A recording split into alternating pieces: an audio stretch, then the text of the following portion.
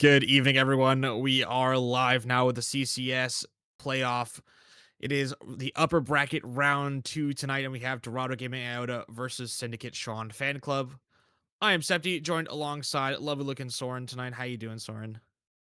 Doing very good. I'm actually kind of sad we did not get more reaction from you for the fact that I am bald and shiny headed.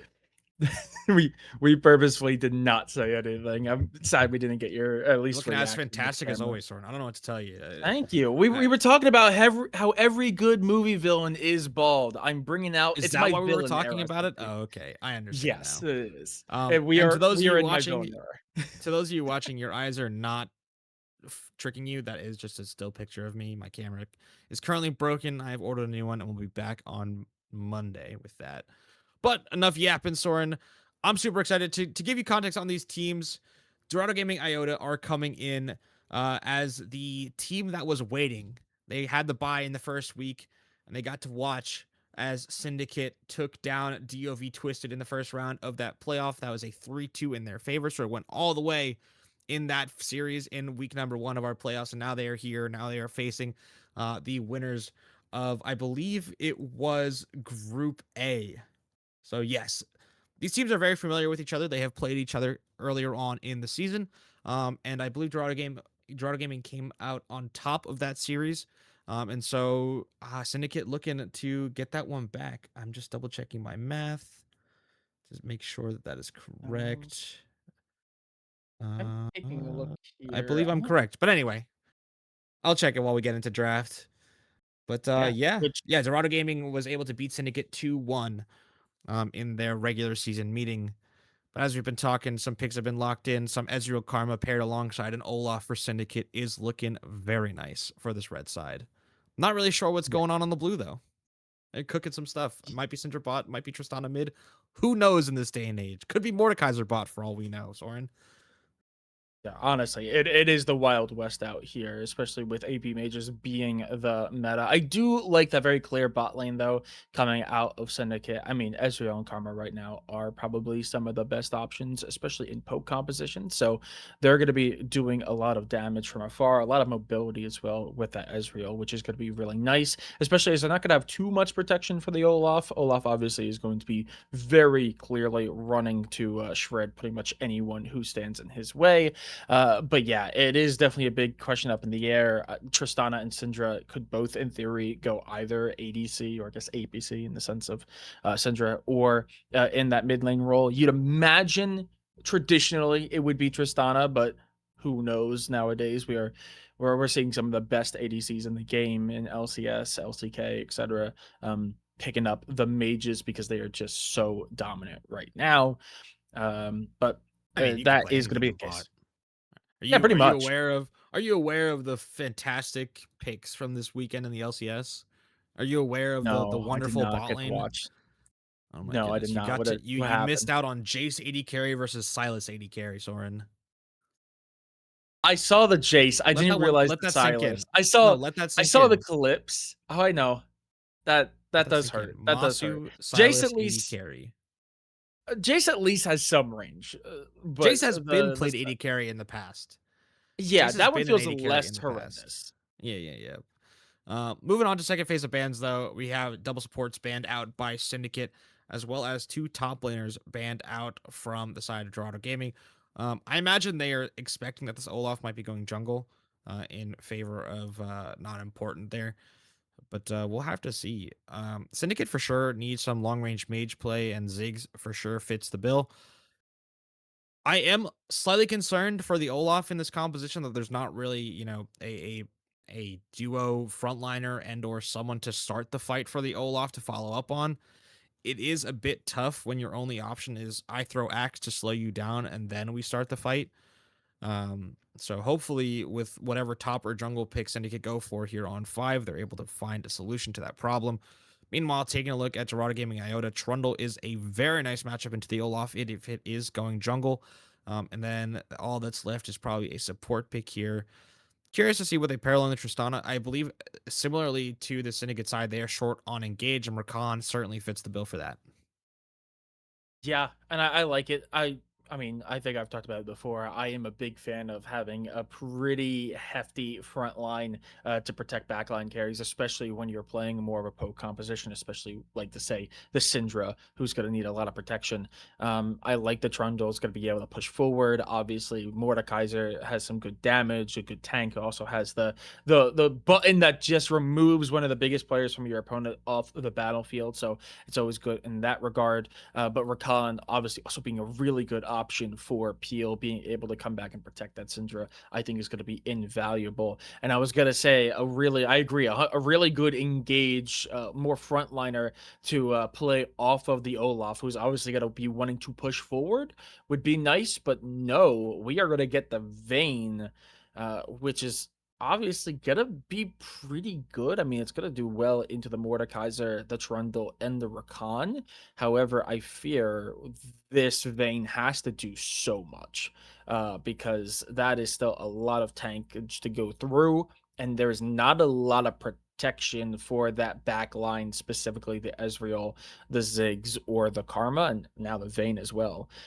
So if they are able to get past Olaf, which I imagine they could, I mean, just imagine for a second, Mordekaiser ults the Olaf, and now suddenly there is no protection for the Vayne, the Ziggs, Karma, or the Ezreal besides their movement abilities. Ezreal would be able to get out in a little bit better situation, but Ziggs is not particularly that mobile. Karma is not particularly that mobile.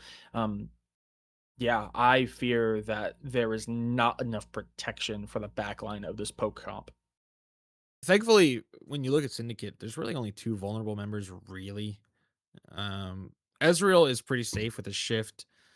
Vayne should be able to stay pretty hidden with her ulti and her stealth. Um, but yeah, no, you're absolutely right. There's no real way for Syndicate to stop the Rakan from just going straight into them and starting the fight on their own terms. Also, Syndra stun is very long range, and so it's not even like you Yeah, have that crazy of a range advantage if you are it goes Syndicate. through. Yeah, Doesn't it just stop goes a front through. line; it goes through. Exactly. There's no one to really tank that. The biggest problem here, and something that I've always tried to preach, at least on my teams, mostly in hindsight, because I'm not as good as a player as I like to be. I'm not always perfect, and so a lot of my insight is postpartum. Uh, Drafts, you need someone to face check a bush, and having one is great. Having two is phenomenal, and I'd argue Syndicate maybe have half a player that can check a bush currently. You have an Olaf, and then you're hoping that the Karma Shields can make it a full person. Because if Olaf walks into any combination of Syndra plus X, he's just dead. If he walks into Trundle plus X, he's probably dead. It is a little tough to play for this Syndicate Sean fan club. But what I can say about this squad, which is sort of what is the saving grace of this, is that a lot of the time they're going to be able to check bushes with whatever abilities they want. They have Ziggs bombs, they have Karma Qs, they have Ezreal Mystic shots, and they have Olaf axes, which grant vision when they get thrown into bushes. So they will be able to check. Uh, but again, it's a very dangerous prospect having to walk up to a bush that is unwarded and dewarded.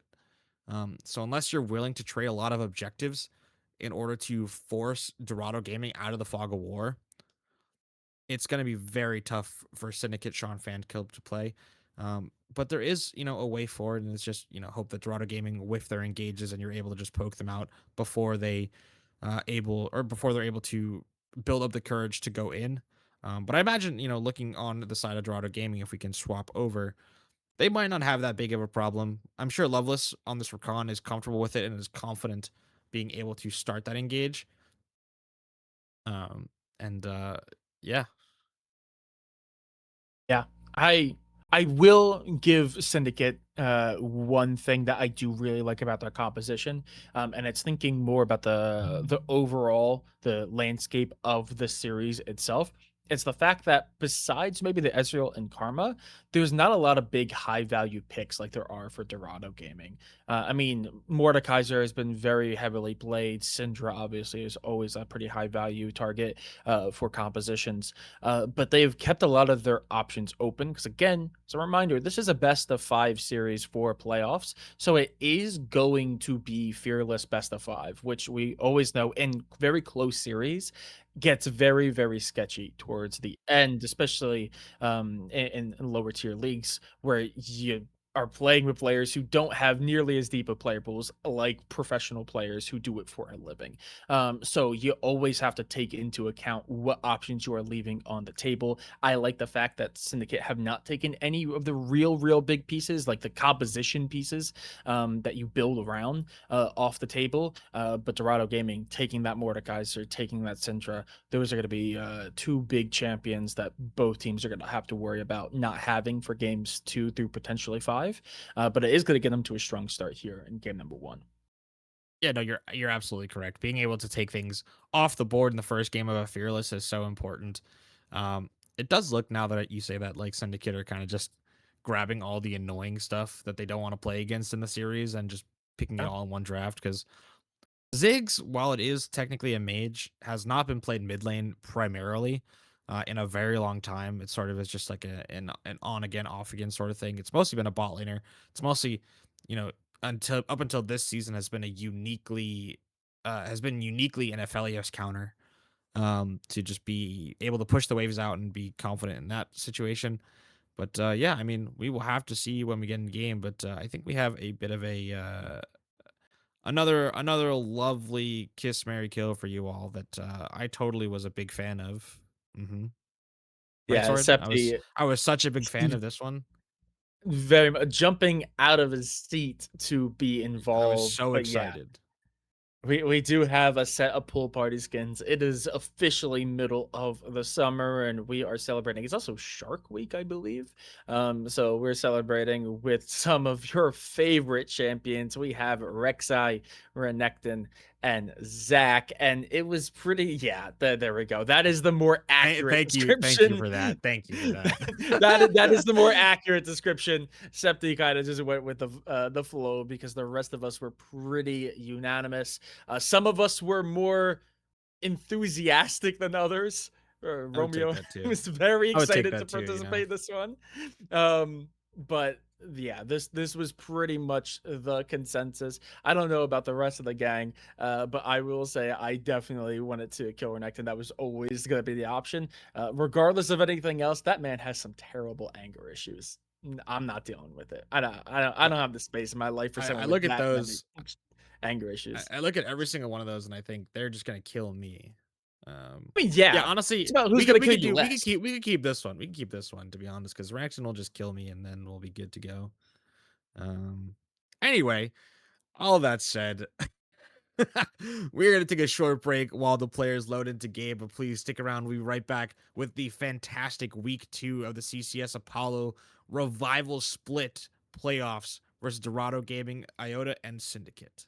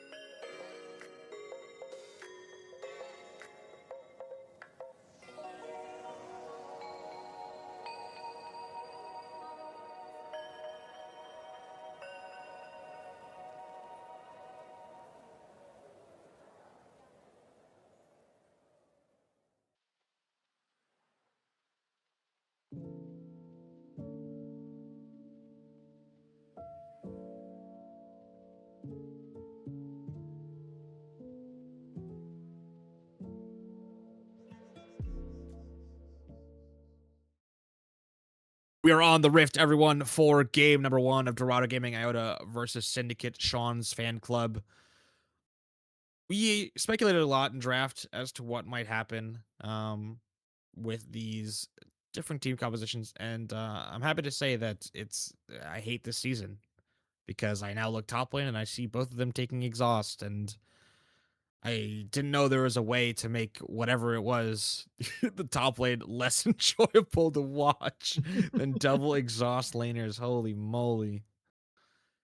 Hey, they're just digging their heels in, making it even more unbearable. But I mean, to be fair, at a certain point, this one should become at least more interesting, less wet noodle fight with Vayne being in the mix, a little bit squishier, but also doing a little bit more damage. Should at least do a little bit more damage into this Mord if they build correctly. So it should at least be an interesting wet noodle fight, even if it is a wet noodle fight, though it's going to remain that way early on.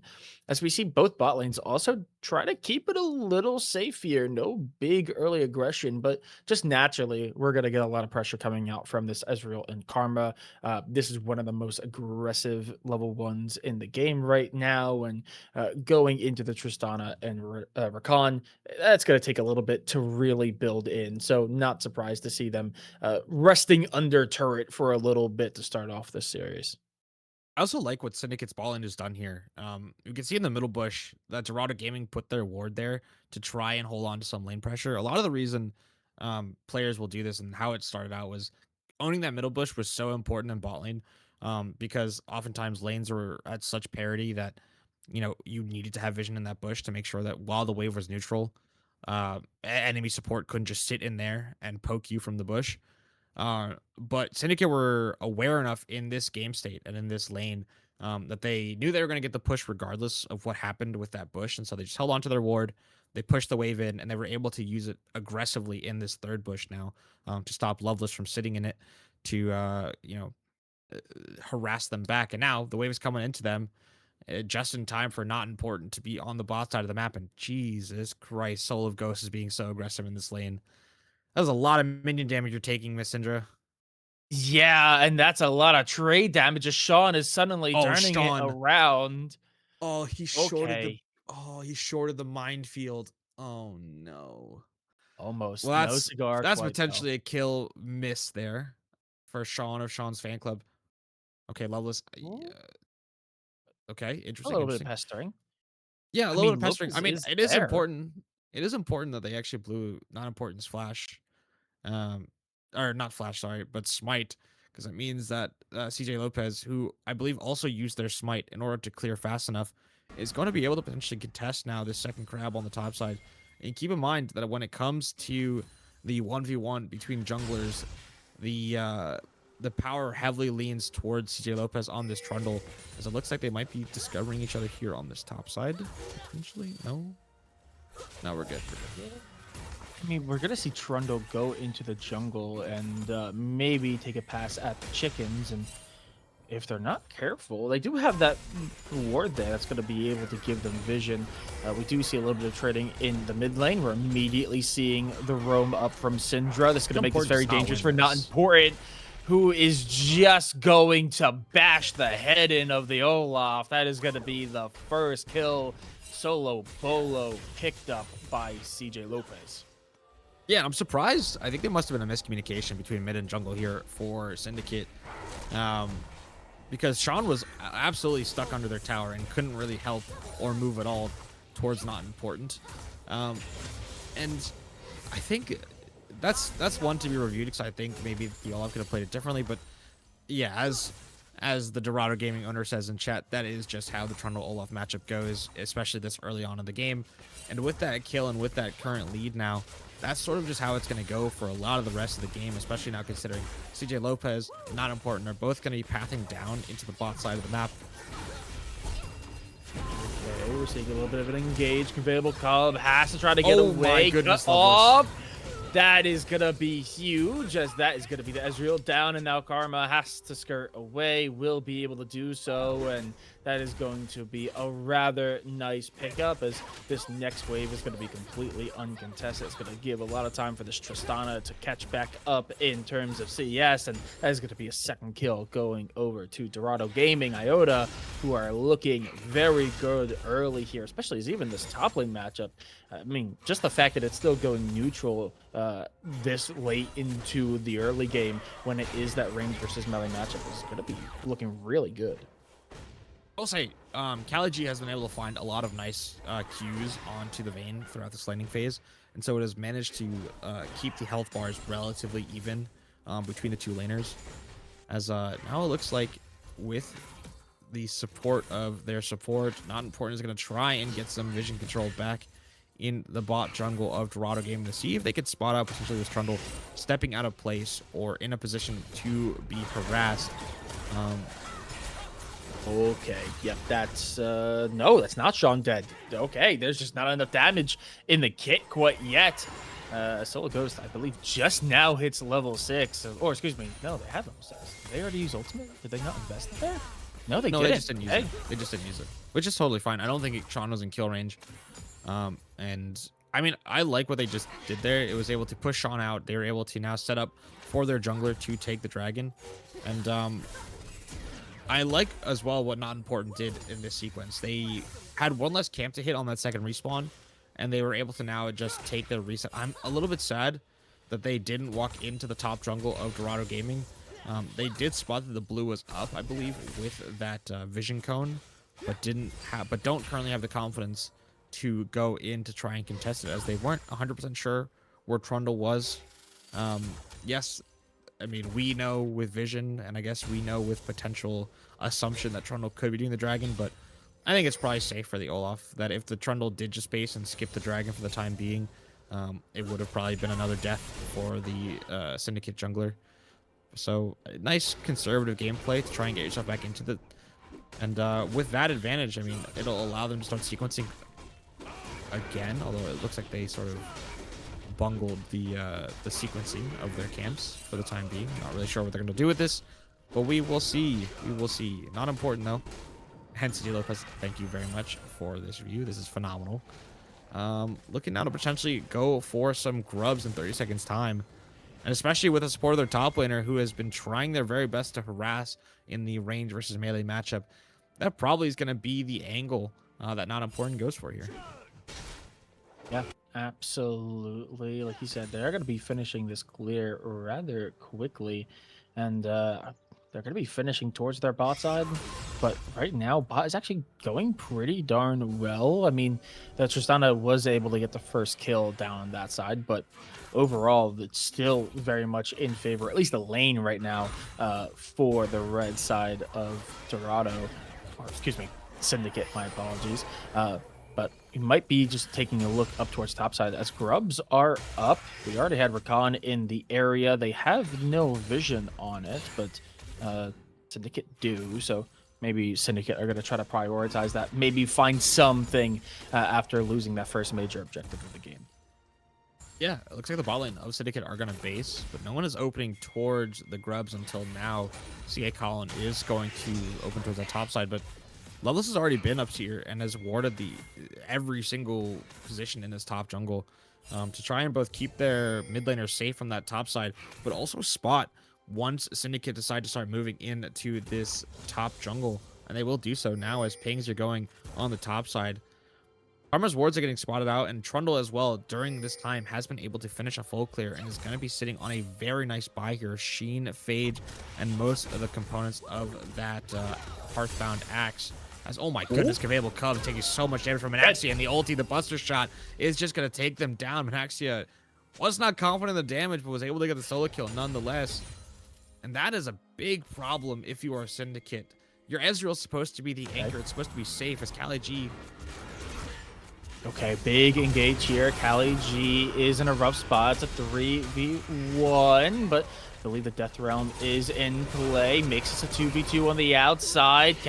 Colin is going to fall. This is looking very awkward for Syndicate, as now all Gucci is the only one left standing. It is not looking very Gucci for them at all. CJ Lopez to cut them off, but the turret aggro is making this a little dangerous, but no, they're going to be able to close it out. They get all 3 picks, and now they're certainly going to be looking down towards those grubs.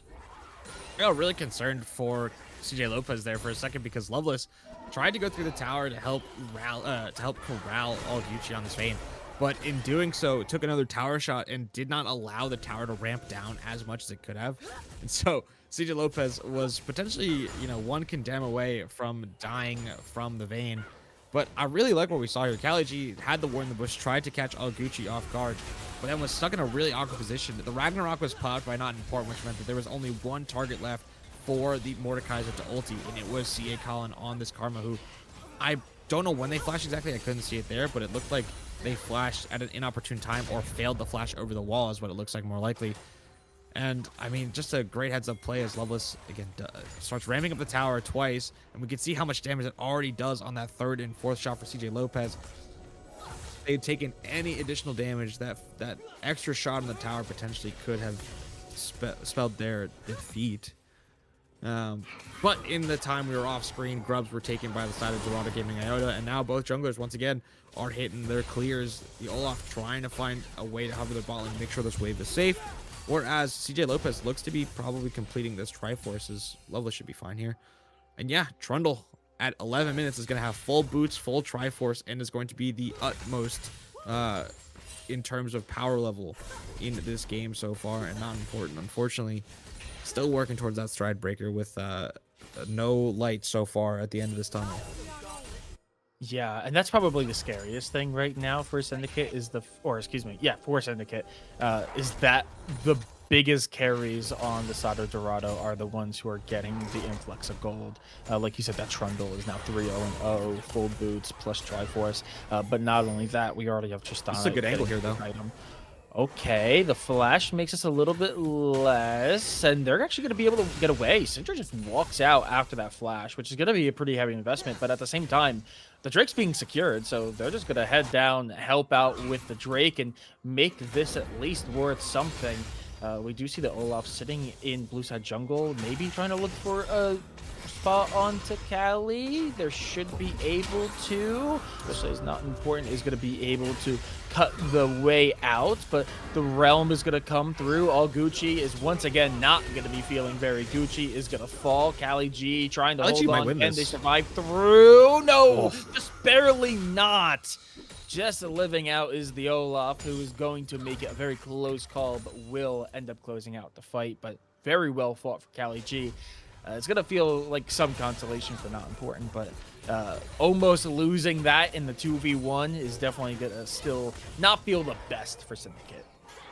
I will say that's a nice reprieve for the Syndicate jungler to be able to get that kill in their pocket.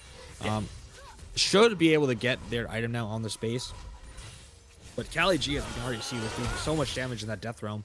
And a very nice addition to this Mordekaiser passive is once you do get that 3rd stack and that 3rd proc to actually start the little storm around you, you'll be able to spot all Gucci on this vein regardless of invisibility or not, because the constant ticking damage will just continue to pop out that little ghost of vein inside of their ulti, so it doesn't really matter. And they'll be able to aim their Q and whatnot. But I mean, all the meanwhile, this Trundle has just been absolutely farming. The bin lane has been going really well. I think what Not Important did just by showing mid was really nice. Sean was able to also land that knock up on a Syndra to force her to flash away. So very well played there. The Syndra not having flash could be very dangerous if CA Colin and Conveyable Cub are able to get some push for the Karma to also move into this mid lane. But I mean, if you're looking at Sean's fan club, where right now at Soren do you feel is the power point? Where are they supposed to be playing around in order to get themselves back into this? It's got to be this bot lane, right? I mean, Conveyable Cub sure is 0-2 right now, which is not amazing, but they're in a pretty darn good lane position. I mean, look, that turret is almost gone. They're probably the best by far position to get first turret. Not important is going to be seen down here and is going to be pushed back. CJ Lopez now going to make their presence known. Is Nice going to pillar. use the pillar. Oh, but here comes a reinforcement. Sean trying to have a say, only pushes CJ Lopez away, and here comes the Rakan. This is the engage tool that we said that they needed, and they found in the draft. Karma is able to shut down the Rakan, though. Okay, something going right for them as CJ Lopez is still hungry. Soul of Ghost is able to get a pick off the back of it, so it is going to end up being a 1-for-1 in the end. Man, very sketchy, very back and forth there. Yeah, no, I mean, some great cutting out from Sean's fan club, able to use their composition and their range to their exact advantage. As I will say, Soul of Ghost was able to absolutely save that fight in the end there for the side of Dorado Gaming to be able to at least get one kill back towards their side. But the fight was too hard. Monaxi engaged too deep in, and I mean, we said it before, Conveyable Cup and CA Collins are pretty strong in this moment, but with flashes available with the shift as well for the Ezreal, as nice little bouncing bomb will get themselves out of there, or satchel charge rather. But no, I mean, this is the strength that we see from Syndicate's comp here, is just being able to kite back and throw spells while moving at range. As I mean, we're seeing it again, and it looked a little bit scuffed, I think, from the start. But I mean, once the Dorado Gaming over chased, it was just far too much. But with quest completed at around the 16-minute mark, we are now in the phase of the game where anyone can go anywhere. And with that said, the Herald now will be going into the pockets of Dorado Gaming Iota, which is an incredibly valuable tool when you're staring down the barrel of a Ziggs who is going to be able to start knocking down your towers from 25% HP. And to be able to match the pushing power of that one champion will be super nice. And I would like them to use it mid lane. There is sort of two schools of thought where you can either use it on the side lane to push that one out to then pinch on the mid lane. But I think in this skill bracket for my own teams as well, it is a little bit tough to play like that. And so just breaking open mid and being able to shove those waves in as far as you can is always the nicest option, in my opinion.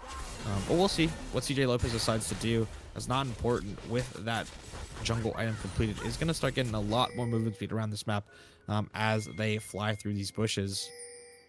Dorado Gaming might be trying to sniff out a play of their own. It is less than 20 seconds until the Drake is up, and it's going to be the Inferno Soul. Okay, that's going to be a huge blast cone.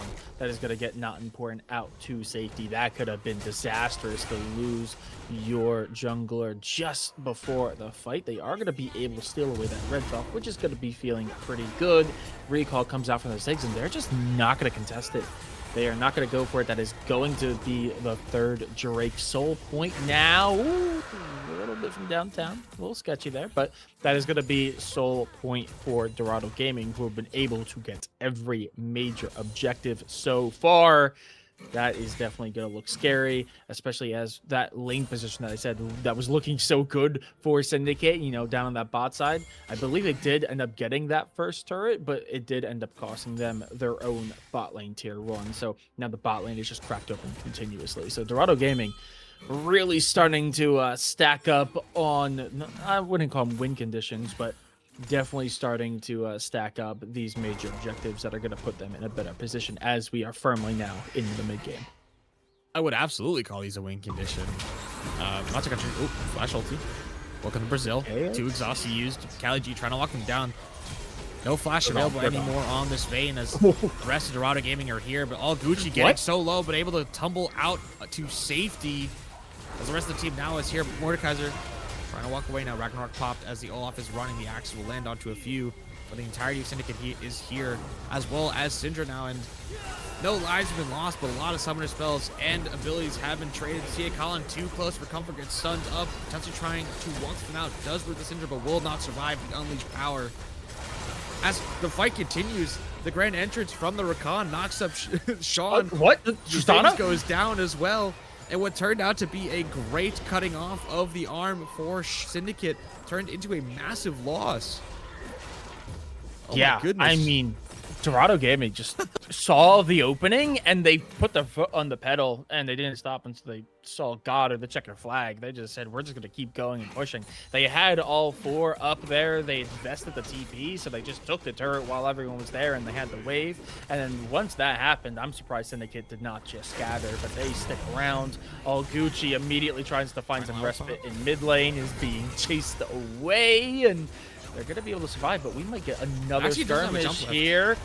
Okay, all Gucci is going to be able to get out. You can see the Baron slipping underneath, so Baron is now going to be in play for the upcoming moment. But right now, we're just having a skirmish to kind of skirmish. Rift Herald is going to be dropped, as I'm sure that timer was running low. It should be able to at least land once, as Cali G is now trying to take this fight on bot side. Sean's here, though. Taking a 2v1 might not be the best thing for you, my man. And that is going to be one dead Mordekaiser down on bot lane.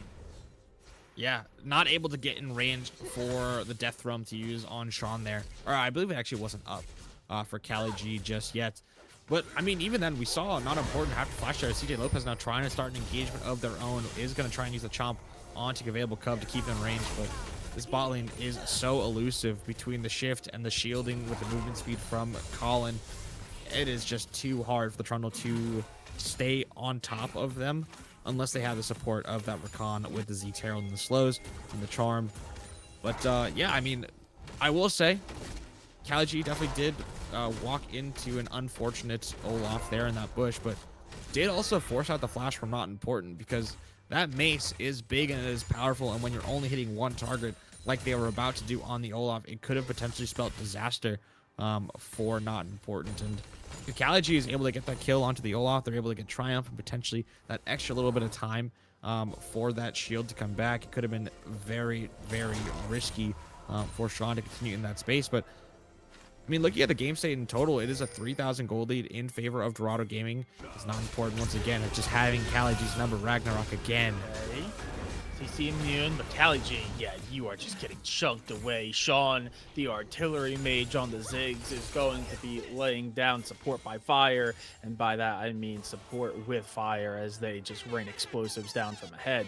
And that is going to be another pick onto the Mordekaiser, as we see the rage bait redeem coming through. Zol paid for this as we get back into the action, and that is one dead Karma, who is just not allowed to leave. As Dorado Gaming at least finds something in consolation, they're going to try to take this tower along with it, and try they will, as they will be successful in doing so. I mean, critically, they're able to take down Karma for the entire setup period of this dragon. It means that Manaxi is going to be allowed to base without much consequence, as well as potentially Loveless here. I would have liked the Rakan to base, but does actually, never mind. Never mind. Rakan does not need to base here. Still has a full pocket of wards here. And without the Karma, the safety in mid to be able to contest the push of the wave is just not there. But now, with 7 seconds left, potentially on Soul, the dangerous part where we talked about face checking is going to be so hard now for the entirety of Syndicate, just to walk into the Syndicate, to walk into the Rakan, to walk into the Trundle, who is absolutely going to be dangerous to you. Ezreal got stunned up. Okay, that's going to be a huge amount of damage. TP coming in. Cali G going to make their presence known. There's no push out from Syndicate to punish that TP, as now we're seeing these bushes back away. Absolutely no one. They are just chucking utility in to try to clear it out. Notably, it's doing a lot of damage. Sean is doing it. Sean is doing Ghost. Yeah, they are doing so much, but that stun on the Colin, okay, is going to force out the flash. That's early, as we see both teams start positioning. Very low health here for Loveless, as the positioning is a little scattered for red side. Syndicate, they at least have not important who's going in. We do have the Drake begun. It's about halfway now. It's not very fast. No, there's not. Huge Charm is going to distract everyone. Even if it doesn't find the kills, it should distract them long enough for them to secure the Drake. They will be able to do so. They're going to make it costly in the end regardless. Cali G holding the line. That W shield is absolutely massive. They blow up the Olaf as well. The low health bars are enticing them to push in farther. They're going to be able to find Loveless in the end. TP comes back as Soul of Ghost is there, but the quadra kill coming out from the Trundle to clean up everyone on Syndicate. They get the Soul, they get the kills. Now they're looking for the Baron, and then they're going to be looking for the game. Yeah, a nice ace to pair alongside your fresh new pair of Infernal Dragon Soul. As yeah, we take a look at this once again. A very, very nice engage from Loveless there, landing the charm onto 4. And Kali I thought was going to be a really risky spot there, getting condemned up against that wall. But during all the chaos around this bot side, Dragon was picked up by CJ Lopez, and unfortunately, Conveyable Cub not able to find anything. As now goes the domination of CJ Lopez, tracks his Ziggs down for that first kill while the Olaf goes down and is able to help their top player take down the Vayne. And then finally, Colin, whose flash was blown just before this fight had started, goes down for the ace. And we are back now. We saw what happened after the Baron got taken, and yeah, what was a 3,000 gold lead with 3 dragons is now a soul being worn by Dorado Gaming and a nice 4,500 gold lead in their favor, and that's before the tower started falling. Granted, it is a very nice wave clear composition, potentially for Syndicate, so even with Baron buff, it will be tough to take down these towers. Yeah, but that's probably the scariest fact, is the fact that they've only lost 3 of their turrets so far. That's a lot of standing gold that they are going to be able to chase down now with this Baron. I will say the one upside is that because they have not lost too many, that does not mean that they have to deal with any super minions. So that is going to be one nice consolation in the end, as they do try to hold off this siege. Everyone's sitting in mid, even though I think 4 have been spotted. That is just going to be the tier 2 on bot side removed, even if it does cost them the whole wave. That is going to be a costly loss. As Olaf, oh no, that's a little bit of an awkward position. There is no really good place to go. The pillar, the pullback, CC immune. Olaf trying to survive through is not going to be able to do so. That is going to be very, very rough, especially as Gucci is going to be hunted down next. Nowhere to go, nowhere to hide. Another double kill goes over to the Trundle, now with 2 key members missing. Yeah, the siege is well and truly underway. Mid-tier 2 is gone, and they do not seem like they want to stop pushing quite yet, as now they roam down the bot side where the wave is already waiting for them. Yeah, and Dorado Gaming Loveless might actually be a little bit of an awkward spot here. Nope, going to be able to use that grand entrance over the wall. But Dorado Gaming doing a great job here. They're going to go straight back to what was working for them before, the 4-1. Having not lost a single member in this exchange, are going to try and use the most amount of that Baron buff possible, but it is going to be timing out soon. And they are just going to take the spoils of war and go spend them, as the pillar is just such a good ability to be able to absolutely cuck any immobile opponent from walking at you. And unfortunately, not important, learned the hard way that it is very difficult to deal with this Trundle champion as the Olaf. Especially when the only thing Olaf is really, really good at is running you down when suddenly there's a pillar in your way and it already displaces you. It definitely makes it very difficult for Olaf to really chase down any value. When your identity is being the stat stick champion, and the enemy champion is the champion that's best at cutting that stat stick in half, Soul of Ghost. Okay, that's Syndra just walking way too up ahead, and Tristana is going to be able to do some good damage. Here comes the Trundle, as they do have to back away, as 3 are noted. Now 4 with Conveyable Cub, and that is going to be a Death Realm invoked. Kali G, though, oh, they are leaving them. No man left behind. That is not the case here for Dorado, as they're saying, sorry, man, there is nothing we can do to save you there. And they are going to leave. That Mordekaiser to die, but I don't think that's too bad in the end. Oh, the pillar. Wait, what? Yeah, Gucci thought they were safe to walk forward. Fun fact, no, you're not. That is not your jungle. It is not under your control anymore, and they may have looked like they backed away. They very much did not back away. That had to have been a visual bug, because it looked like Gucci tumbled through the pillar, which is not a mechanic that Vayne normally is able to do. But yeah, I mean, the Fnatic Bush strikes again. Not important, able to find the Syndra, who unfortunately is going a build that is not going to one-shot anyone just yet. As Conveyable Cub gonna trade flashes with Maxia as the satchel charge, not the satchel charge. So many champions with bombs in this game that I'm not quite sure. I can't quite remember exactly which name is which. But it doesn't matter. Tristana with her bomb on the Ezreal, not able to fully stack that and get that reset of the jump. So very heads up play from Conveyable Cub to make sure that doesn't happen. But in all this time, in all this Baron talk, and in all of these tower taking endeavors, we have quickly arrived, Soren, to the spawning of the Elder Dragon in 30 seconds. And if we could zoom out, Romeo, in just a second and check the vision of this Syndicate side and see how bare it is in this bot river, Yeah, that'd be in fact, phenomenal. there's nothing. They've got absolutely nothing. We can see the pings coming through, but there is not a lick of vision for this red side. But there's so much for blue, and the worst part is there's not even a Baron up to try to trade, so they're just gonna have to try to fight this. But it's more than willing is Dorado to take this duelist conveyable cub in the Oh middle my of the god, the Ziggs animation. bomb. But that is going to be massive as it just eliminates the Tristana. That is going to make this very, very sketchy. It is going to be ADC for ADC. And in the end, that damage is also going to force Dorado to back away. This is a really good position. That might just be Elder forfeited. CJ Lopez is saying no. Maybe they want to try to recontest.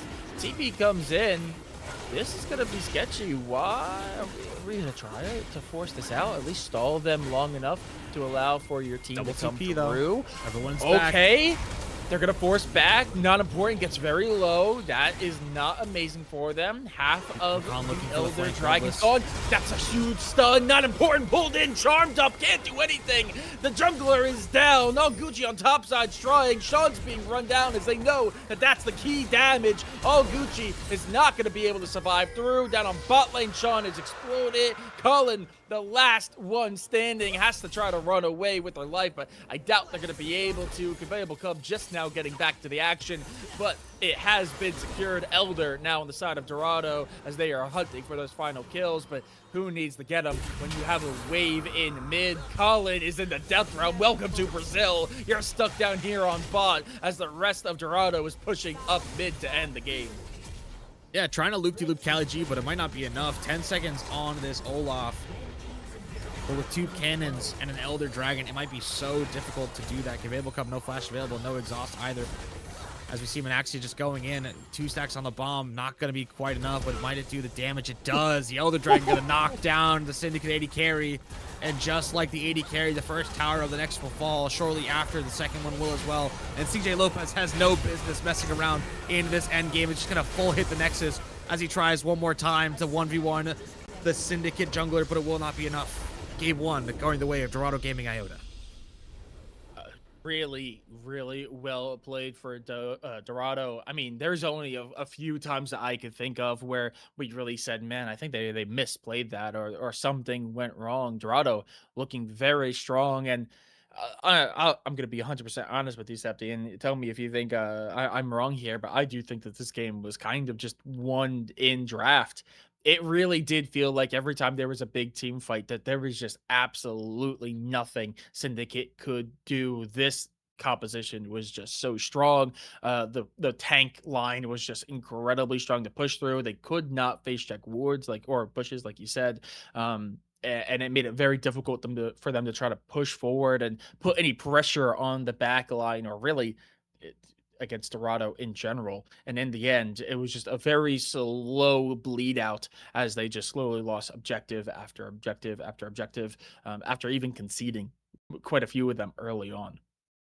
Yeah, I mean, it was looking very tough for sure. And with a composition like Syndicates, you can't really afford to fall behind. And with what happened early to not important, and with what happened around that Raptor camp, even at level 4, was almost game losing for the Olaf.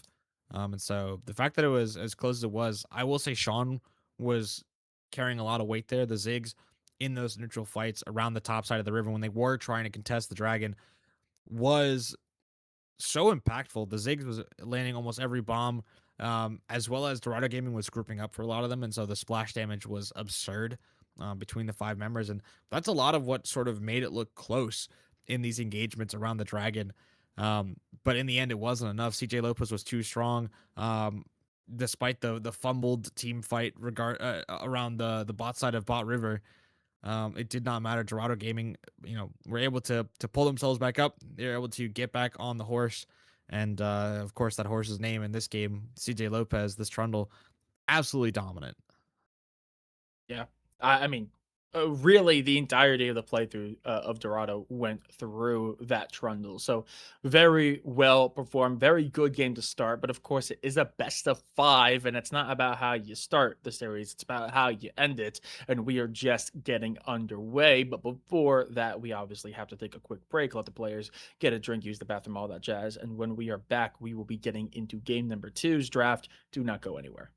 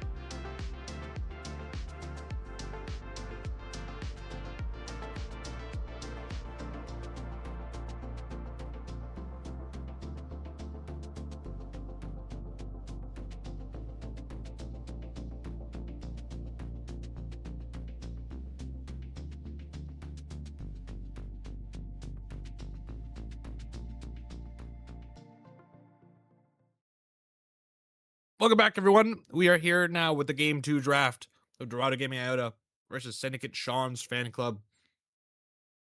After that exciting Game 1, Soren, do you think Syndicate reevaluated their draft? Or do we think, I guess we can probably ask at the end of the series, or do we think that that was a fully planned draft that they just wanted to get out a bunch of picks?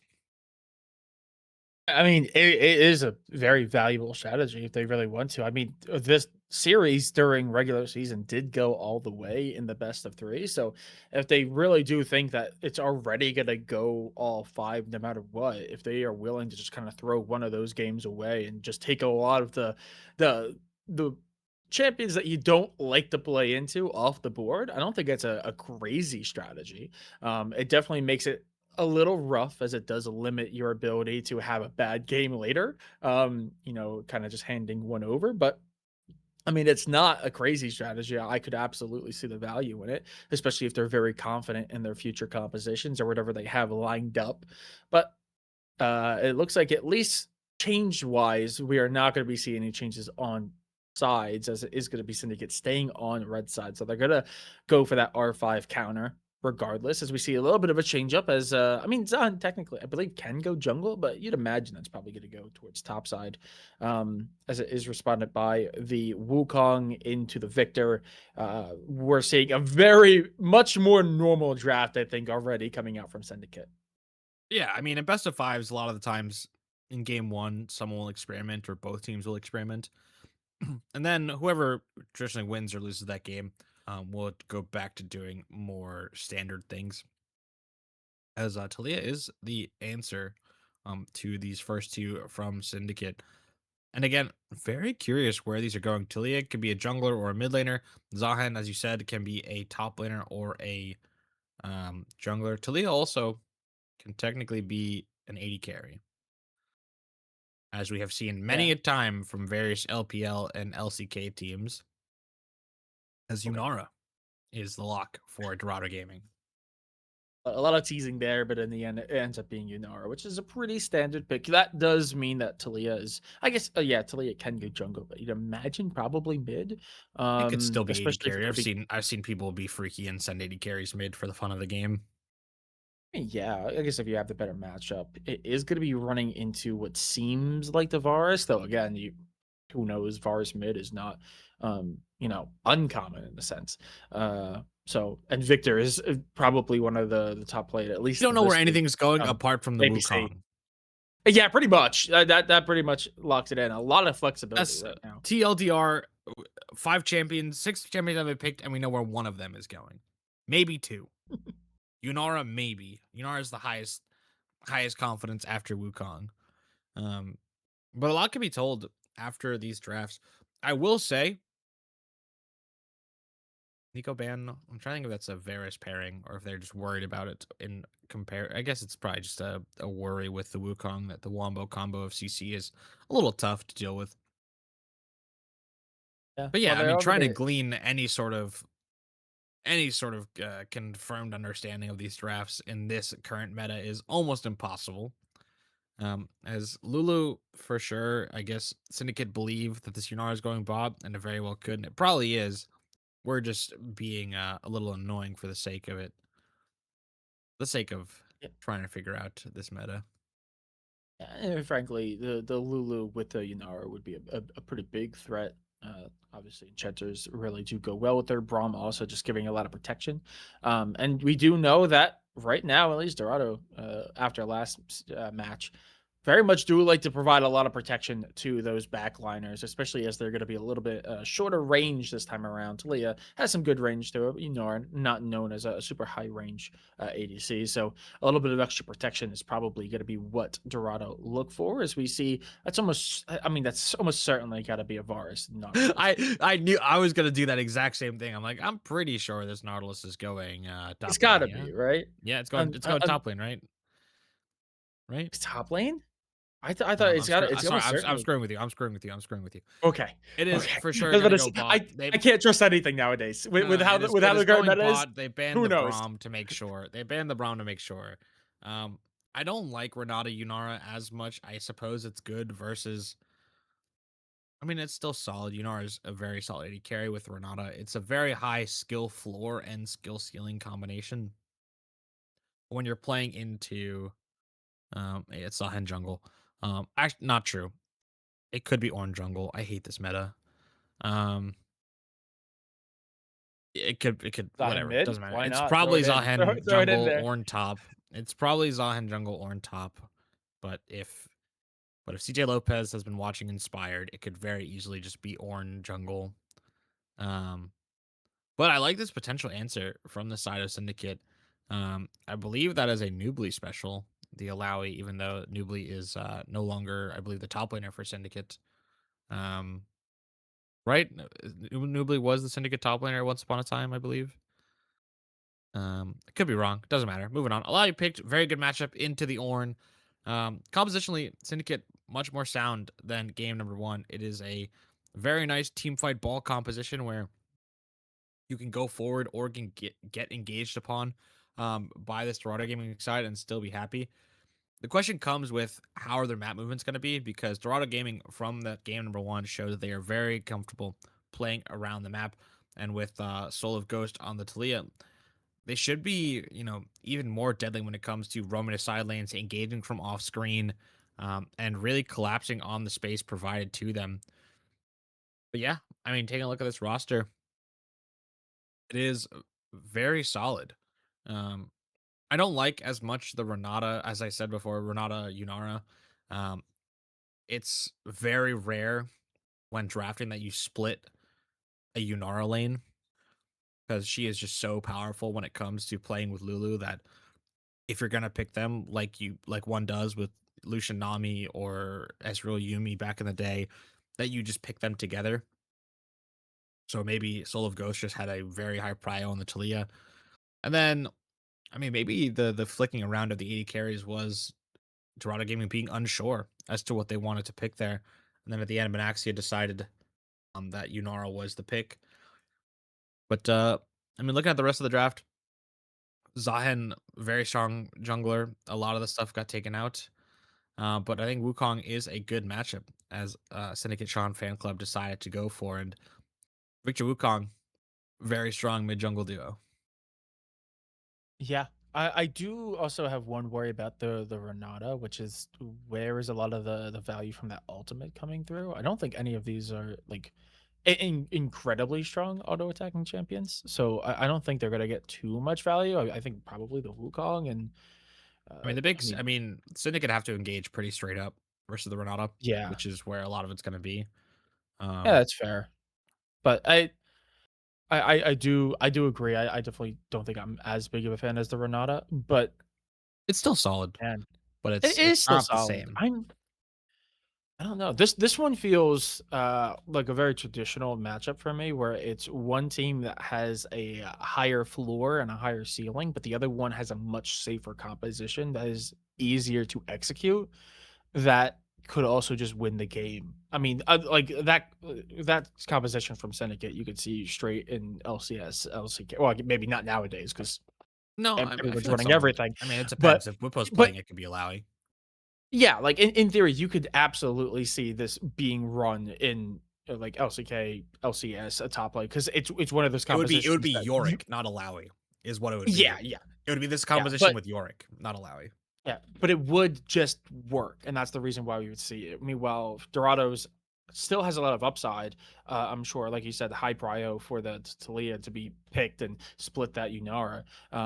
So you're expecting it to get a lot of value no matter what, even if it is not like the go-to meta or even just like the safe selections. But that does mean that it's higher risk, but there's also the chance of it being higher reward. So we're going very safe for Syndicate into a little bit more risky for Dorado, which is almost the exact opposite of what we saw in game number one. So I'm excited to see. It is really going to show, I think, a little bit of how the series is going to play out in its entirety here. You know, we saw them win with a very comfortable composition on game number one. If they now bring a little bit more risky composition in the game number two and they win again, Dorado might be looking to close this out in three. But if Syndicate bounce back, we could have a really strong series on our hands.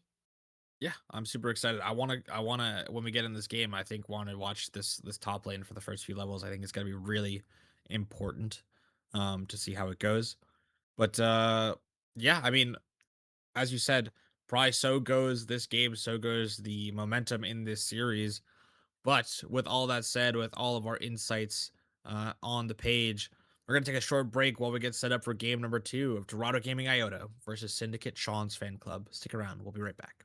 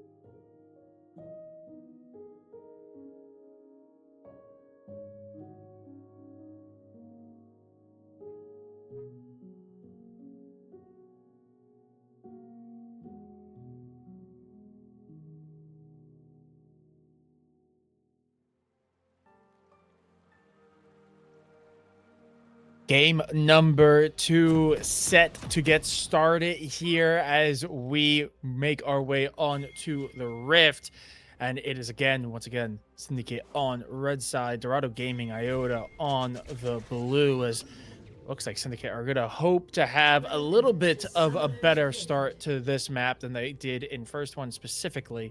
Not important, as we see the 5-point come out. Nothing too crazy across the board, it looks like. No crazy invades, though maybe a little bit of early question, as those wards are almost certainly going to spot each other out. So both of the bot side know that they have their opponents in lane waiting for them already. Yeah, and it looks like people generally, we might be going for some crazy nonsense here for not important. No defensive wards were used in the bot side jungle, and yes, not important is just going to walk in for free and start the Raptors of CJ Lopez. And this is the price that we pay for this new, I still don't understand it, bot meta of controlling the mid bush. When both bot laners go to try and put that ward in the bush, make sure it's defended. No one really goes here to defend, and Soul of Ghost was here. They did defend initially at the start of the game, but didn't drop a ward. And so as a result, not important. Going to be able to get this one for free. And I'm curious if potentially this is some scouting that was done by the Syndicate team in the background. I don't know if they have a coach or if it's something that maybe they prepped before going into this series, but it is definitely a nice adaptation for not important to go for, to get some free disruption onto CJ Lopez. And critically, going into this bot side with the type of draft that they have, where you're going to have so much priority on that top side that there's really nothing that CJ Lopez can do, as we get a bit of a trade here on the bot side, and the gank as well from Wukong on the bot as the 3v2 is happening for Dorado Gaming in the bot lane. Monaxia going solo, gonna get the potential savior from Loveless, but no, it's not gonna be enough. And it will be a kill going the way of Conveyable Cub. And that wave as well is gonna get crashed. And so it's gonna be so hard, but CJ Lopez is here now as well. Sean does have flash and ghost available to them, will be able to use the ghost. W will go wide from CJ Lopez. But the damage has already been done as the Zahen goes now down into the bot side. And yeah, as we take a look here at this replay, it's just a very nice wrap from not important, as Monaxia tried to go forward to get that trade onto CA Colin, who did a nice job flashing forward into the bot lane to start this fight. And now Sean again gets wrapped on by CJ Lopez. Nice flash from the Zahen, as well as the pull from the W. Ghost popped. Will Talia be here to make the play? No, they will not. Flash was available for the Talia, but does not go for it. And that's actually massive. Yeah, that's see now. That's both sums on mid. Taken away. Oh, very smart from CJ Lopez. But Colin is here. Okay, the big play coming out from the Talia is not gonna stop them from going in on CJ Lopez, as Lopez backs up just a little bit too much and is gonna cost them their life overall. Colin still hanging around, is gonna force Soul of Ghost away, and that is gonna be 2 early kills going over to Syndicate. We said that they were gonna look for a much stronger start here, specifically from their jungler, and man, has it come true. 1-0-1 to start out on this Wukong, already putting their team in a much better spot than in game number 1. Yeah, I mean, not important on this Wukong is super accelerated here. Going to be able to open up. The only thing I will say for the Wukong is that if we take a look at those bot jungle timers, they are a little bit desynced and very awkward to follow. Whereas CJ Lopez, despite going down, Loveless going so low. Sorry, I didn't even see that. I was just yapping away as Monaxia trying to walk now. Does have the move speed. Loveless stuck around. The hook gonna go wide. Monaxia flash, thinking the hook was for them. And yeah, free summoner for the side of Syndicate here. And I was gonna say, as we now could potentially look at this top side here, is Wukong stepping into Zahen's jungle, 4-3 with the blue buff.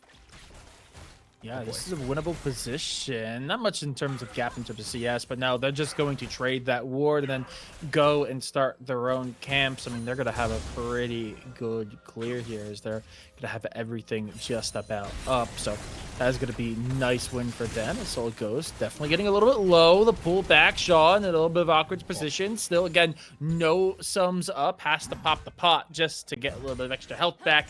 But that is going to help them survive, as we see Talia go for, I think, their first back. Or, excuse me, no, their second back so far this game. to be able to get quite a few components there. As the game has stabilized just a little bit, at least for Dorado, as they are able to get some control back across the map. This top lane matchup, you can imagine, is going to continue to be pretty even. Alawi is a lane bully, so you expect her to do what lane bullies do and put pressure on their opponent, but Ornn is the best assassin, mage, bruiser, literally everything, and can survive through most of those early engages. So he is going to be able to sustain for quite a long time, as we see.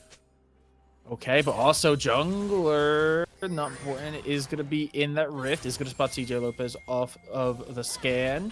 CJ Lopez is going to chase the Wukong, yeah, as the wave is in favor of Dorado, but Syndicate just back away. They know when they're in a losing position there, so they are not going to take that engage despite being ahead at the moment. Critically, though, taking a look at the junglers, as I mean, this is more so what I'm aware of. I will say before I talk about the jungler again for another 90 seconds, CaliG is doing a great job on the top side, just trying to stay close in CS as the Ornn doing so much here as the pull and the ulti from Alguchi. Okay, Alguchi, having survived through, has to invest the flash to dodge out of the way of the Ornn ultimate, but it is going to keep them alive and keep them in this matchup. So that is going to be massive, and we already see a bit of Bramble coming out from Ornn. So Grievous already invested a lot of extra shield too. Yeah, I mean, great play from CaliG. I was just going to sing their praises for how they're playing this lane so far. And to be able to force the flash off the Alawi when your Zahin is potentially about to open up back towards that top side is really important. The Alawi wants to make sure they're pushing, needs to be able to defend their tentacle spawns in this lane. And so in order to do so, similar to how Draven has to auto-attack the wave, as Sean was trying to get some damage onto Solo Ghost there. Similar to how Draven has to continue auto-attacking the wave to keep their blades spinning, Alawi needs to keep the wave pushed up against the tower to stop the Ornn or whoever their lane opponent is from killing the tentacles, which I'm not sure exactly what the respawn timer of that is, but another nice trade from CaliG interrupts the W as well, so not even getting the slam of the tentacles from Alguchi. And take a look at the river. Okay, CJ Lopez lurking, is going to be spotted on that ward. Alawi has to get away. The tentacle is certainly going to help. Alguchi, trying to play this safe, is now under the protection of the turret, is able to get one quick bit of damage out, hits both. Meanwhile, down on the bot side, we have the big engage. Here comes Not Important from up top, and Loveless, there's just too much damage. And then with the help of the Wukong, that is going to be another pick off. They're not able to bend anything up on top side, and in the end, they lose down on bot. That is definitely a rough position for them to be, as even Sean starts pushing up a little bit more aggressive, as now they know they have a bit of a lead down on their bottom side. And it's another kill going the way of Not Important, and so this Wukong getting properly accelerated as well with that dragon started up on the bot side there. It is so good for this Wukong, who is investing in such an expensive build with this Triforce to be able to actually secure this gold lead for themselves. With the first dragon of the game being that Mountain Soul, or that Mountain Dragon, it's going to make things like that mid lane matchup where we've been seeing constantly, and Talia flipping the Victor in, getting that little chunk of damage, going to make it that much easier for them to sustain it. As CJ Lopez going to trade the dragon for these scrubs, but Not Important, more than happy to let that one go, as it looks like their entire jungle should be spawning up shortly. And yeah, the sequence for the Wukong is going to be so nice. So much so that at the end of this, they will probably be able to buy their Triforce at about 9.5 minutes into this game. And so things are looking up for Syndicate after this game number 1 and into game number 2. It's looking real nice. Call the Forge God is available for CaliG. And Alguchi is incredibly low here, like dangerously low to be sticking around, but obviously does not want to lose out. I'd pull the trigger when CS. Wukong shows on Raptors here. Yeah, probably, as we do see a little bit. I mean, Conveyable Covet is just pushing their opponent under the tower. They do now have the presence of the Renata, who's being matched up by this Nautilus, but the junglers are on complete opposite sides of the map. So if this continues to be the case, and I don't even think there's going to be a chance to respond from the jungler, no, CJ Lopez just has to sit there and acknowledge the fact that the Renata is dead in the middle of lane and has to keep on moving. Could maybe find something on Colin here, as they are going to be spotted out. But now it would just be a 2v2, and I don't think Zahin wants that smoke, at least not right now. Yeah, and another great play from the Syndicate bot lane, really showing up after that game one, where I would argue they were very solid and they were a pivotal point of this team. But even now, so stepping into their own is another hook from the bush. Okay, yeah, that is just one dead AC. Actually, no. Okay, no ignite coming through. Available Oh, Cub? okay. I don't know exactly what happened there, but it is going to be 1-for-1 ADC for ADC in the end. Yunara had the Renata W on them, so they did get the gray health shield coming back. They did revive to the level of HP where that auto from Conveyable Cup did kill them. Okay, so it's just okay. Or I believe so, yes. Or Manaxia died as the auto was flying. But we can see here in just a moment, as I think Conveyable Cup will get this auto. Yeah. Okay. Yeah, very close. Oh, no, time. sorry. Very Conveyable close Cup killed Manaxia as the auto was flying, and then Manaxia killed Conveyable Cup after he died. Meanwhile, up on mid, we do see a big engage coming through, and the Wukong just having so much presence as we see the passive get popped, the resurrection having it come through as very low health bars, but that hook, Colin says, no, no, no, get back here, pulls them back into the middle of 3, and there is nothing Zahen could do. Massive play on mid to find 2. Yeah, I mean, and unfortunately, CJ Lopez flashing straight. Colin actually mistimed that hook there, but CJ Lopez flashed into it instead of away from it. But a great kill in the mid lane and a great play as well for Syndicate. As we can already see this Wukong so strong, just using that Cyclone to their advantage, getting it onto both of them. And just this Wukong so accelerated, pairing with this Victor as well, whose AoE damage is so strong just at base. As we see this hook go wide just a little bit early, and then CJ Lopez flashing back into it, unfortunately, for the Dorado Gaming jungler. But a great play and a great goal lead now for Syndicate. Is after that game one, I gotta say, I was a little concerned as we moved into the series, but with this composition, as you said, it looked very solid from the jump, and they're piloting it very well through 12 minutes of this game at a score of 7-1 and a dragon in their favor. I mean, on top of that, I did mention that if we do see a really good bounce back from Syndicate, it could end up just being how the rest of the series is playing out. If you see that Root Loveless is just knocked up, airborne, stunned up, can't do a thing. The Wukong is making their way down, but just gets to stop in and say hi, show a little bit of presence. As unfortunately, that support is just gone in the wind before he even gets a chance to have a say about it. Not important, just trying to show some presence, but keeps getting chased away as either everyone backs away too early or dies too quickly, and it has to get that scuttle down on bot side. And a slight bit of criticism here for Loveless, as they've had flash for all 3 of these deaths so far, and you know, I can understand once or twice you hold on to it thinking that you're saving it for a potential fight that you're waiting for, but Dragon is going to be up before they're really back and established on the map. And you just gotta use your flash if you see an ability like that. As Loveless now gonna find the Wukong, another potential. Oh, Yeah, no.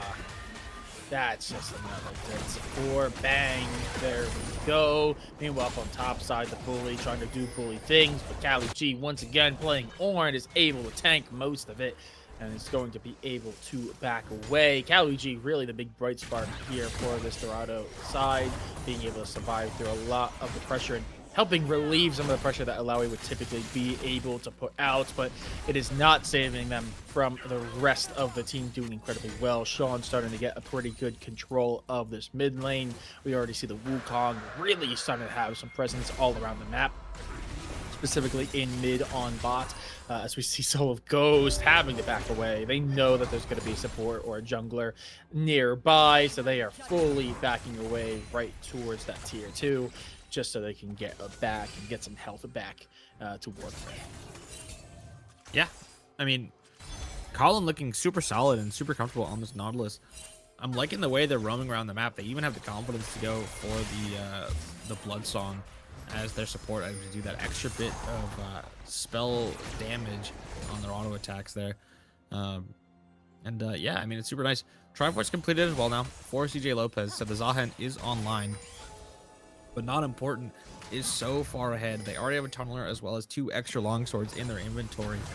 And I don't think there's a single individual champion on this Rift that can even survive a Wukong engage. Even Kali G, who, you know, is looking still pretty strong with 2 armor items, as they take so much damage from all Gucci. The tentacle slap just going and going and going. And unfortunately, I was having a lot of faith in Kali G. And I said this last week, and I'll say it again. Gunfire items are awful. Stop building them. They give you almost no resistances, and the damage is negligible. Just buy a tier. If you're worried about wave clear, buy a tier so you can use more spells, and then just, you know, buy an endless what is it? Endless hunger. Unending despair, I think, is the item. And that'll be just as good for you as anything else. Anyway, rant over. Kali G unfortunately bought Sunfire.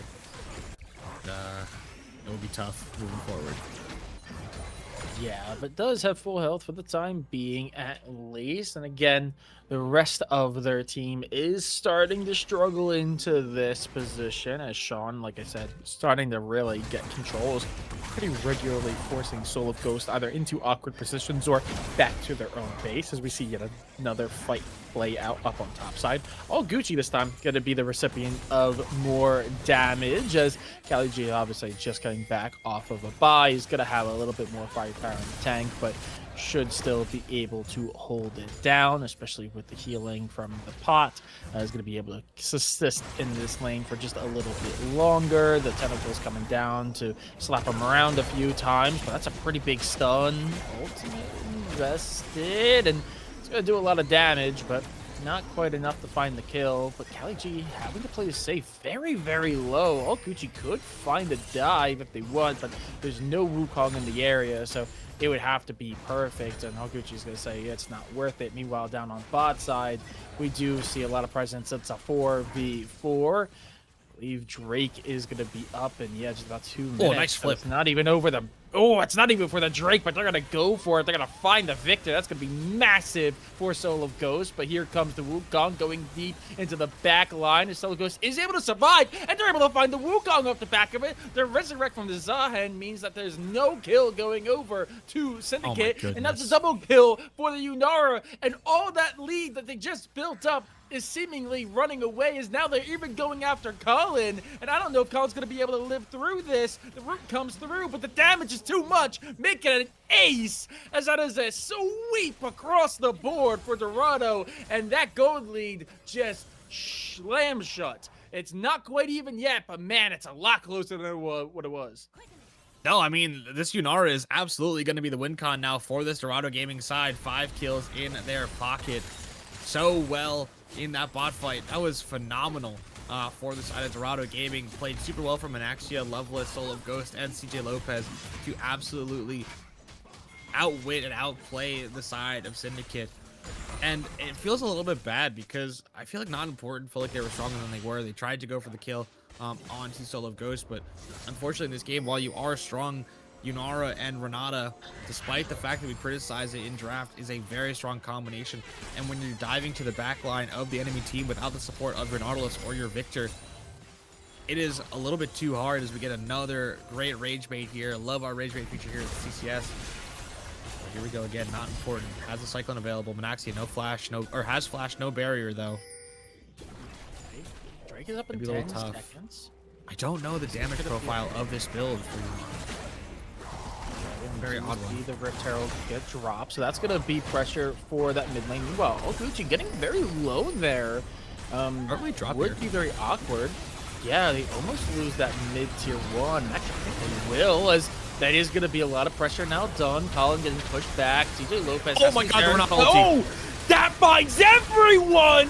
And here comes the engage. Colin's gonna get low. Double kill comes out for the Zahen.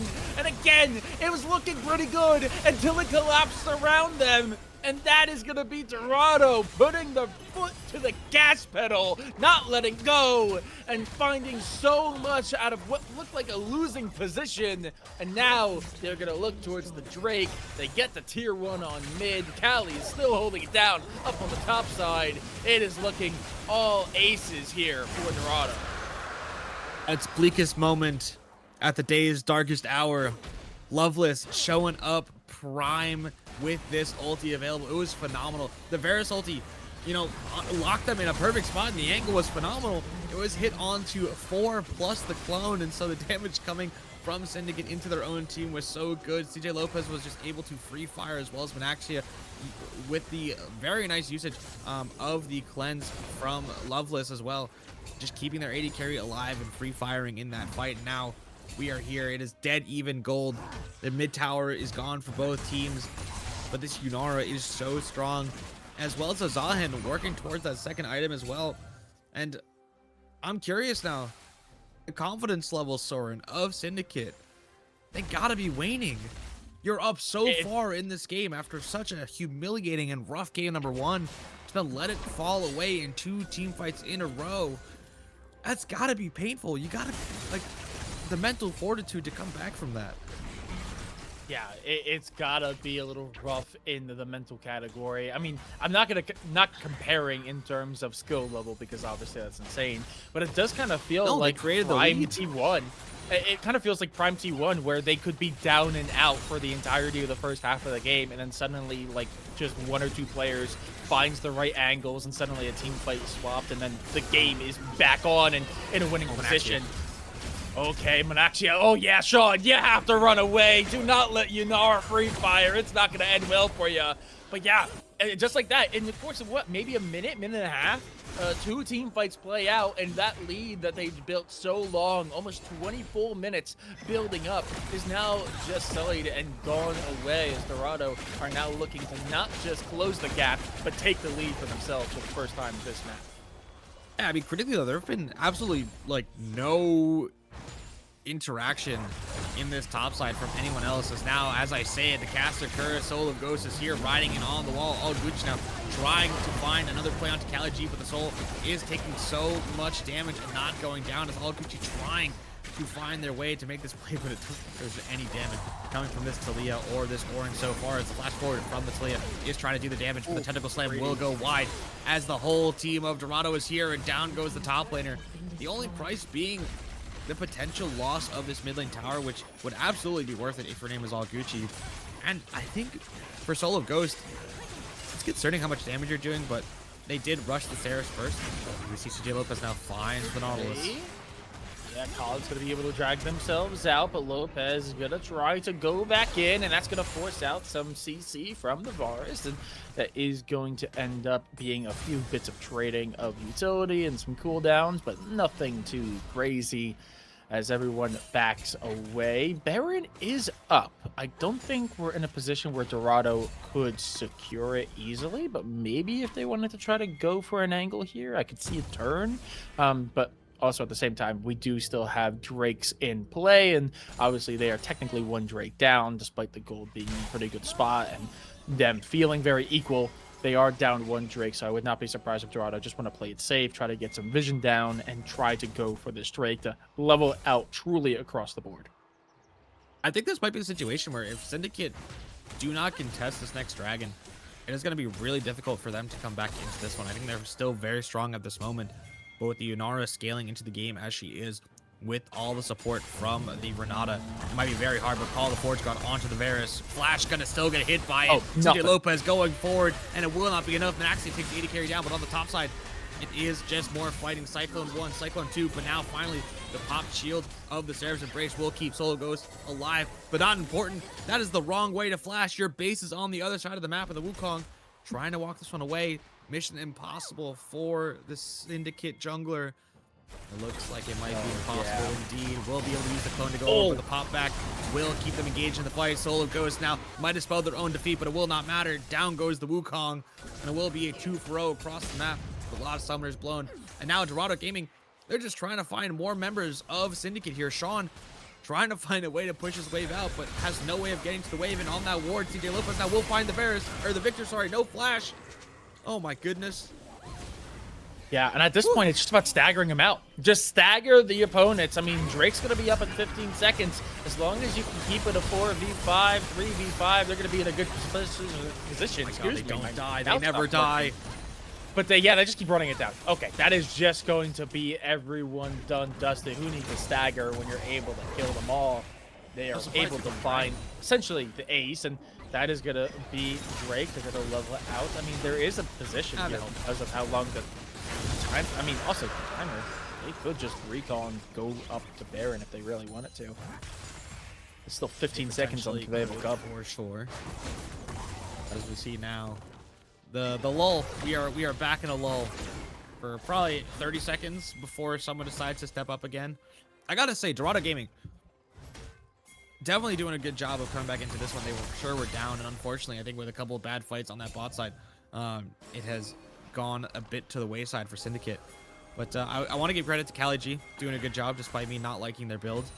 It is a very good day when your Ornn can be 25 minutes into this game and only be down 20 CS versus a champion like Alawi, as we get another Weaver's Wall in from Soul of Ghost. Yeah, okay, and not important is trying to survive through, just trying to see if they can maybe fight Italia on the way out. They're not going to be able to do so. All Gucci trying to find something. Zahen just eliminates one member. Gucci trying to survive. Khaled is trying to deal with Manazia on the flank and is not going to be able to do so, as that Yunara is just doing too much damage. Call him Thanos because they're snapping and people are dying. And that is going to be the Baron almost certainly, as it is a full ace across the board. And now Dorado, they're not just looking to close the gap. They're not even looking for the lead. They're looking for the win condition. And it is very quickly becoming evident that eventuality is getting closer and closer if Syndicate do not change something and change it fast. Yeah, take a look at this again. Soul of Ghost, I think, found someone else. I don't know if they were looking exactly for not important here, but another Call of the Forge Guard landing onto 2 is so nice, as Manaxia does not even have their support there in this engagement. On the backside of the fight, it was the Wukong taking down the Victor. And, I mean, it's just a scramble fight. Oh, Gucci trying to find some way back into it with their ulti, but it doesn't matter. Colin not able to knock down Manaxia, and just the shielding and the healing and the overall steroids coming out from Loveless make it too difficult for anyone, probably not named Sean or Conveyable Cub, to take down this Yunara at this point. And this is deja vu. Soren, we saw this setup in game 1. Yeah, we did. 4 with 2 people defending, Sean having to be forced away. But this time they're just going to go for that tier 3. They want it. They're hungry. They have the cannon minions as well. So this siege is going to be coming through in earnest. Tower's going to fall. No more protection. Calling the Forge Gods coming through. Do they find 3? Yes, they can. As they are able to find the Varus. Zahen does fall, so that is going to be some consolation. That Victor ultimate's doing a lot of damage under the back line, but now Ornn is in the mix, so it's going to offer a little bit of protection. Colin is pulled over the wall, though, rooted up, pulled back in. Not quite enough damage to be burst down, but that's still a lot being done. They lose the Zahen, but in the end, that is still going to be a lot of value secured, and that is going to be some nice plays from them. Drake is up in 2 minutes. You'd imagine they're going to try to push even more so now with the unified back still wearing purple. Yeah, I mean, Baron's still on the table for this Dorado Gaming side for a little bit longer. Should fall off shortly. But no, I mean, that's exactly what you want. Yes, you lost your member in jungle, but you're able to knock open that inhibitor and set yourself up very nicely to play as 5, which is exactly what Dorado Gaming want to be doing. They have this Ornn that is going to be able to engage in a 5 front, as well as Loveless with their ulti. That's going to, allow them to play this front to back that at this point in the game is so impossible for Syndicate to play. And all Gucci, despite this Alawi pick, despite this counter pick again in game number 2, is not going to be able to play the side lane. The Dragons are too important at this point. Granted, you are able to give this one if you are Syndicate. It is the 3rd Dragon for Dorado Gaming. Because you were ahead so far in the early game, you're allowed to give this Dragon. And it looks like that's potentially what they're going to be doing. It's not important. Wants absolutely nothing to do with this bot side. And I would agree. You're down 7,000, 8,000 gold. They're still wearing purple with this Baron as it just times out after 3 minutes. And it's so hard to go forward. I think not important basing here is unfortunate but necessary, because they need to make sure this tower doesn't go down. But with the jungle so warded up now for the side of Dorado Gaming, I will say they need to do a better job of sweeping it, because there are a couple of cheeky wards for Syndicate that are going to give them just enough vision to potentially step into this bot side jungle. But it doesn't matter. Yep. Dragon spawning in 9 seconds time. And I think that's just going to be it. It's going to be third drag for Dorado Gaming. It's going to be not important trying to get some trading back into the bot side jungle, or into the top side jungle rather, of CJ Lopez. And we're going to go back to the dance. Supports will base rewards, and we will set up Baron's side of the map. Oh, you say that, but here comes the engage. Oh, Gucci does get hit by the knockback, and that is going to be Alawi found and removed. 5v4 now as they're going to start their march. All 5 members are, excuse me, 4 members currently making their way up through bot. And where is the team? I mean, Wukong's counter jungling right now. Why are you counter jungling? Your base is being sieged. Your tier 3 in mid is just gone before you're even able to get back to the base to try. Second inhibitor is gonna fall, and now they're just looking for the opportunity. Yunara might be it, but that's a lot of damage. Maybe too far forward. Gonna wear gray, but is going to be traded 1 for 1. We do have a GA from the Wukong. Gonna try to stay into the action, but now it is gonna be a 3v4. CG Lopez is very low, and they are not going to risk it. They're gonna play it safe. Probably a smart move here, especially without the Yunara, who is still doing so much damage. But that is a big shutdown going over to the side of Syndicate, and it's gonna give them just a little bit of a reprieve. Take a breath. Syndicate are able to get that shutdown. They're able to stop their towers from going down. And yes, you lose a second inhib, but you're able to keep that third one up, and you have an extra tower as that buffer. You're also able to keep both your Nexus towers alive, so even if the super starts showing up, they should be pretty safely dealt with, at least for a long enough time for you to deal with whatever nonsense Dorado Gaming is trying to go for. What I will say, and what we spoke about a bit in draft, is the map play from Soul of Ghosts has been phenomenal. These Weaver's Walls have really allowed for Dorado Gaming to get in, as Loveless has found Colin, or rather, is it the other way around? Has Colin found Loveless? Okay, they're trying to go through, knocked up, but Colin bounced back. Okay, there we go. The hook is going to get Colin out of dodge. That is going to be feeling pretty good. But notice, look how much possession they have. There is no vision in this jungle. The only vision they have is in the Baron pit, which is the biggest threat on the board. But even that's going to be going away in just a couple of seconds' time. As we see Dorado, they are going to look for this tier 2. They want to leave them without anything outside the base, and they're going to be able to do so. Let that wave crash in, or at least the best they can. That ward in Baron should also be gone, so I don't even know if it was intentional, but now Syndicate are just having to push through completely blind into this jungle. Meanwhile, the Baron is going to be started. Everyone's grouped up. This could be sketchy, but notably, Loveless, I can see it. I see the angle. I see the possibilities as that Horn Call comes through. Is going to find Colin. That's going to be rough. Not important. Getting way too low. Here comes the Renata ultimate that finds 3. The cleanup is clean. Not important. The last one standing is going to fall soon after. No need for the Baron. Turn and take your march to glory as we see Dorado close out in clean fashion here. A rough start to the game, but they're able to close it out. They do so in dominant fashion with a perfect sweep ace. And that is going to be game number 2 going to Dorado. Yeah, Dorado Gaming don't even need the second Baron to end the game for themselves.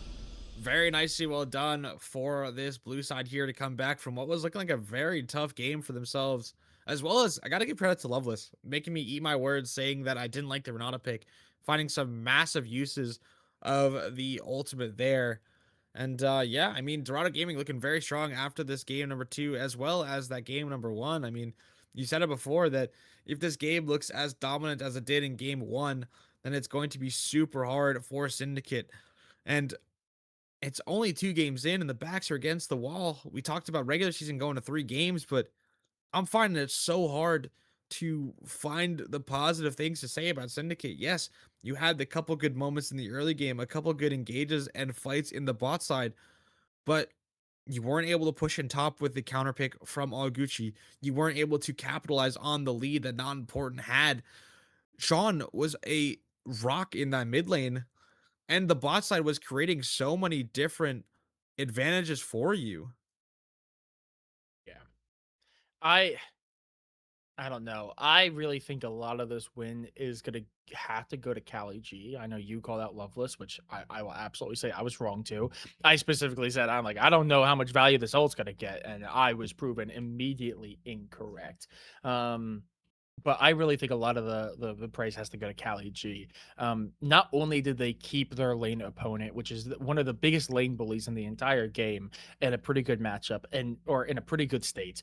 When it's a bad matchup for them, they also went positive, kept them. I think I don't even know if Alawi got a kill that entire game. I think they went killless, but kept the Alawi down, and that was probably the biggest factor because at the end of the day, I mean, the rest of the team was losing super early on. If Cali also fell, if they also had a bit of a stutter start to this matchup and Alawi got off out of the gate very strongly, she would have been the bully of this game. And that could have been a big difference maker in those mid game fights, the same fights that completely swung Dorado back into their favor. If they had to deal with a super fed or super strong Alawi, I don't know if that happens. So just the mere fact that Cali G was able to hold it down and hold the line long enough for their team to really step back up and hit that second gear, I think that that was what in turn really won them the game. Because towards the end, I mean, Alawi was doing absolutely nothing. There was nothing Alawi could do in those late game fights. But give her a few kills early on, and she would have become a menace. Yeah, absolutely. But with all of that said, with our doubts reassured from Dorado Gaming after that risky game early on, they're looking really solid, looking to try and wrap this one up quick. Granted, let's remind ourselves, Soren, they were the team waiting in the next round. Syndicate, I mean, while you did have the warm up last week, Dorado Gaming are no joke. They are here for a reason. And they're showing it right now. 2-0 up in the series. Syndicate one loss away from being knocked down to our lower bracket. I'm excited, Soren. I'm sure you are too. But to everyone in Yeah. chat, we're going to take a short break while we get set up for game number 3, the potential decider of our second round of the upper bracket here in our Apollo League. So stick around. We'll be right back.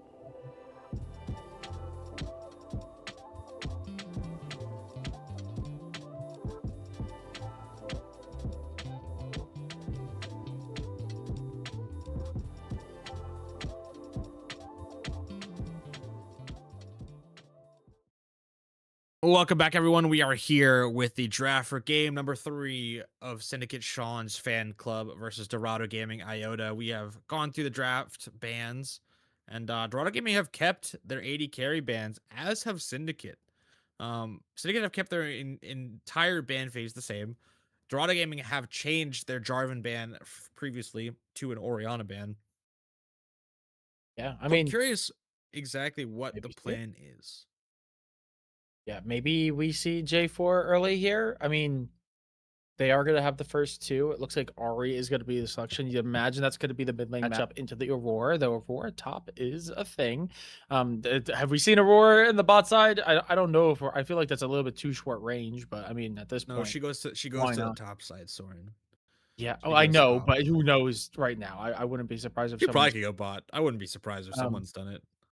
and that's gonna be a misfortune. Okay, so that is almost certainly, again, unless there's something crazy, going to be ADC misfortune and a mid lane Ari.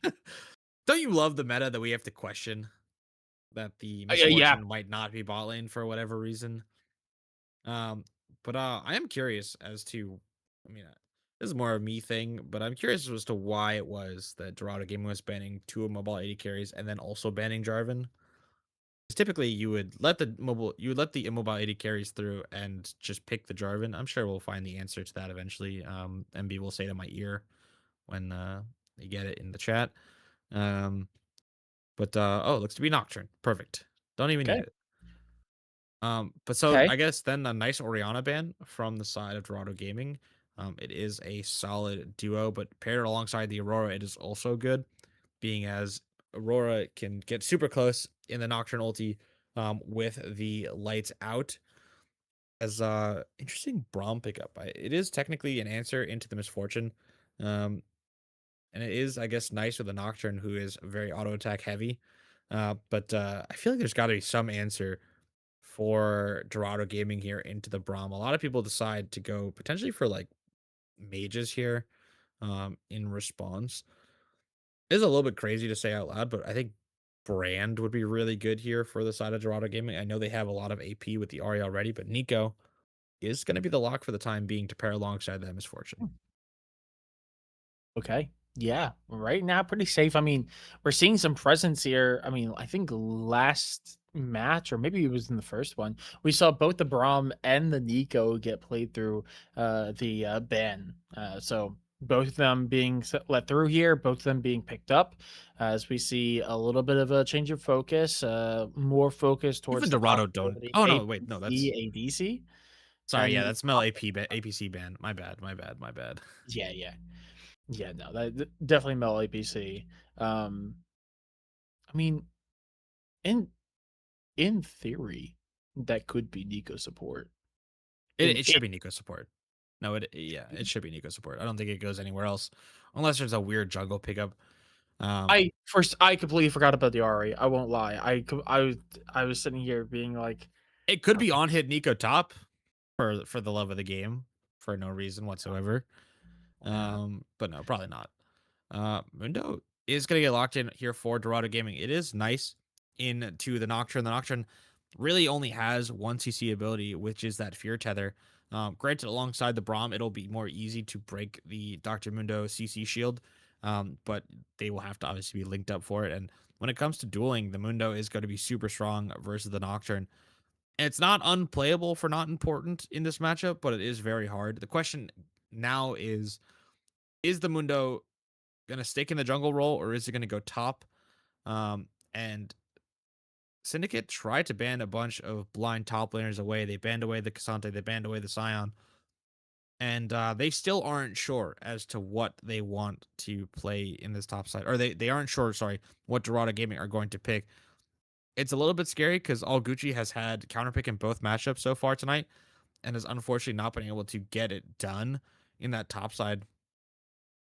And we're going to see another one of these crazy high APM like mobile 80 carries in this game. Zeri Braum is not typically one we see, but it is a nice answer to the misfortune and the Nico when you're trying to dodge away from the potential one-shot abilities from these two champions.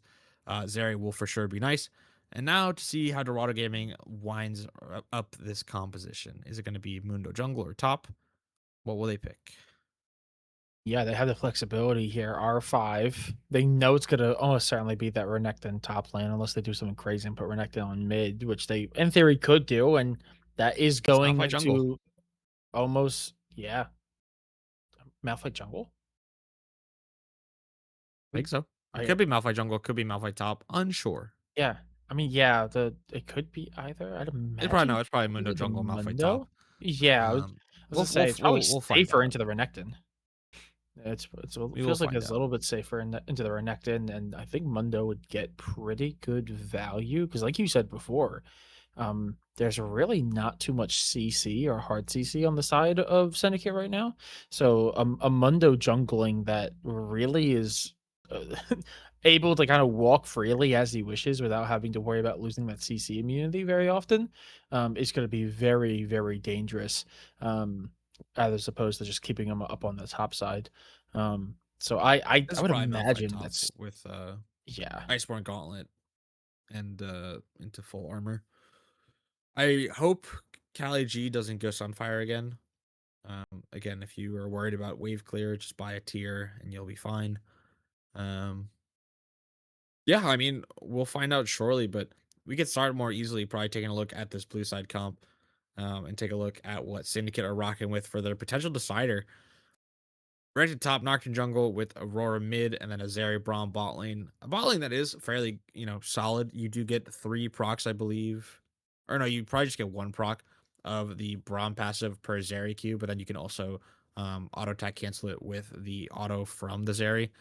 Um, so I mean, very solid team overall. I think it is like we saw last game, a very safe composition in terms of high floor, probably lower ceiling than the other side. Um, Yeah.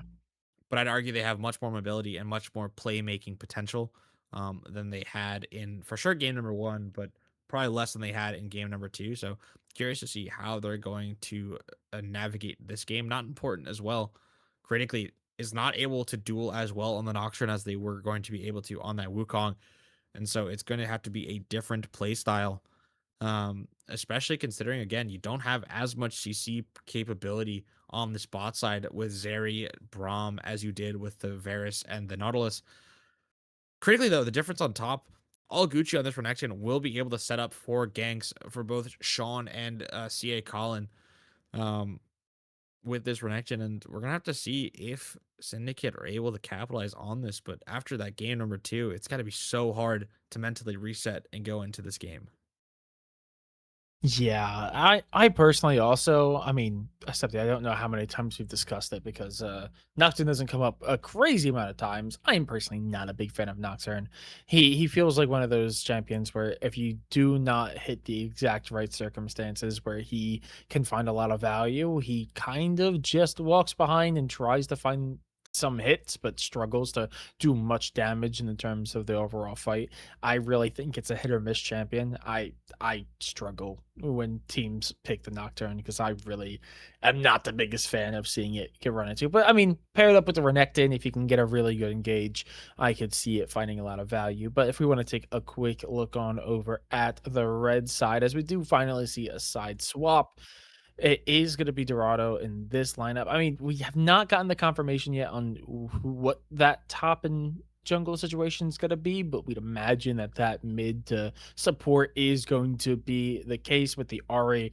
I mean, I know you said there's a lot of mobility on the side of Syndicate, but I actually don't think it's not too bad here either. I mean, Malphite with a dash that obviously it's the ultimate, but does have some pretty good engage tools. Ari is going to be hyper mobile. Nico obviously does have some pretty good engage as well. So they're going to be able to close the gap pretty well.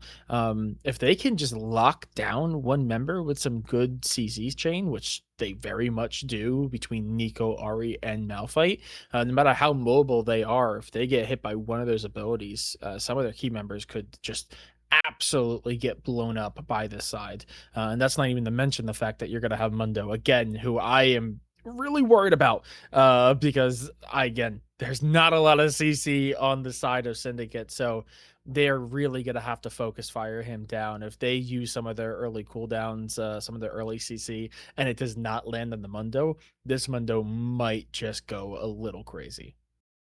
Yeah, I mean, for every piece of mobility on the side of Syndicate, there is a singular piece of ultimate ability on the side of Dorado Gaming that can shut them down.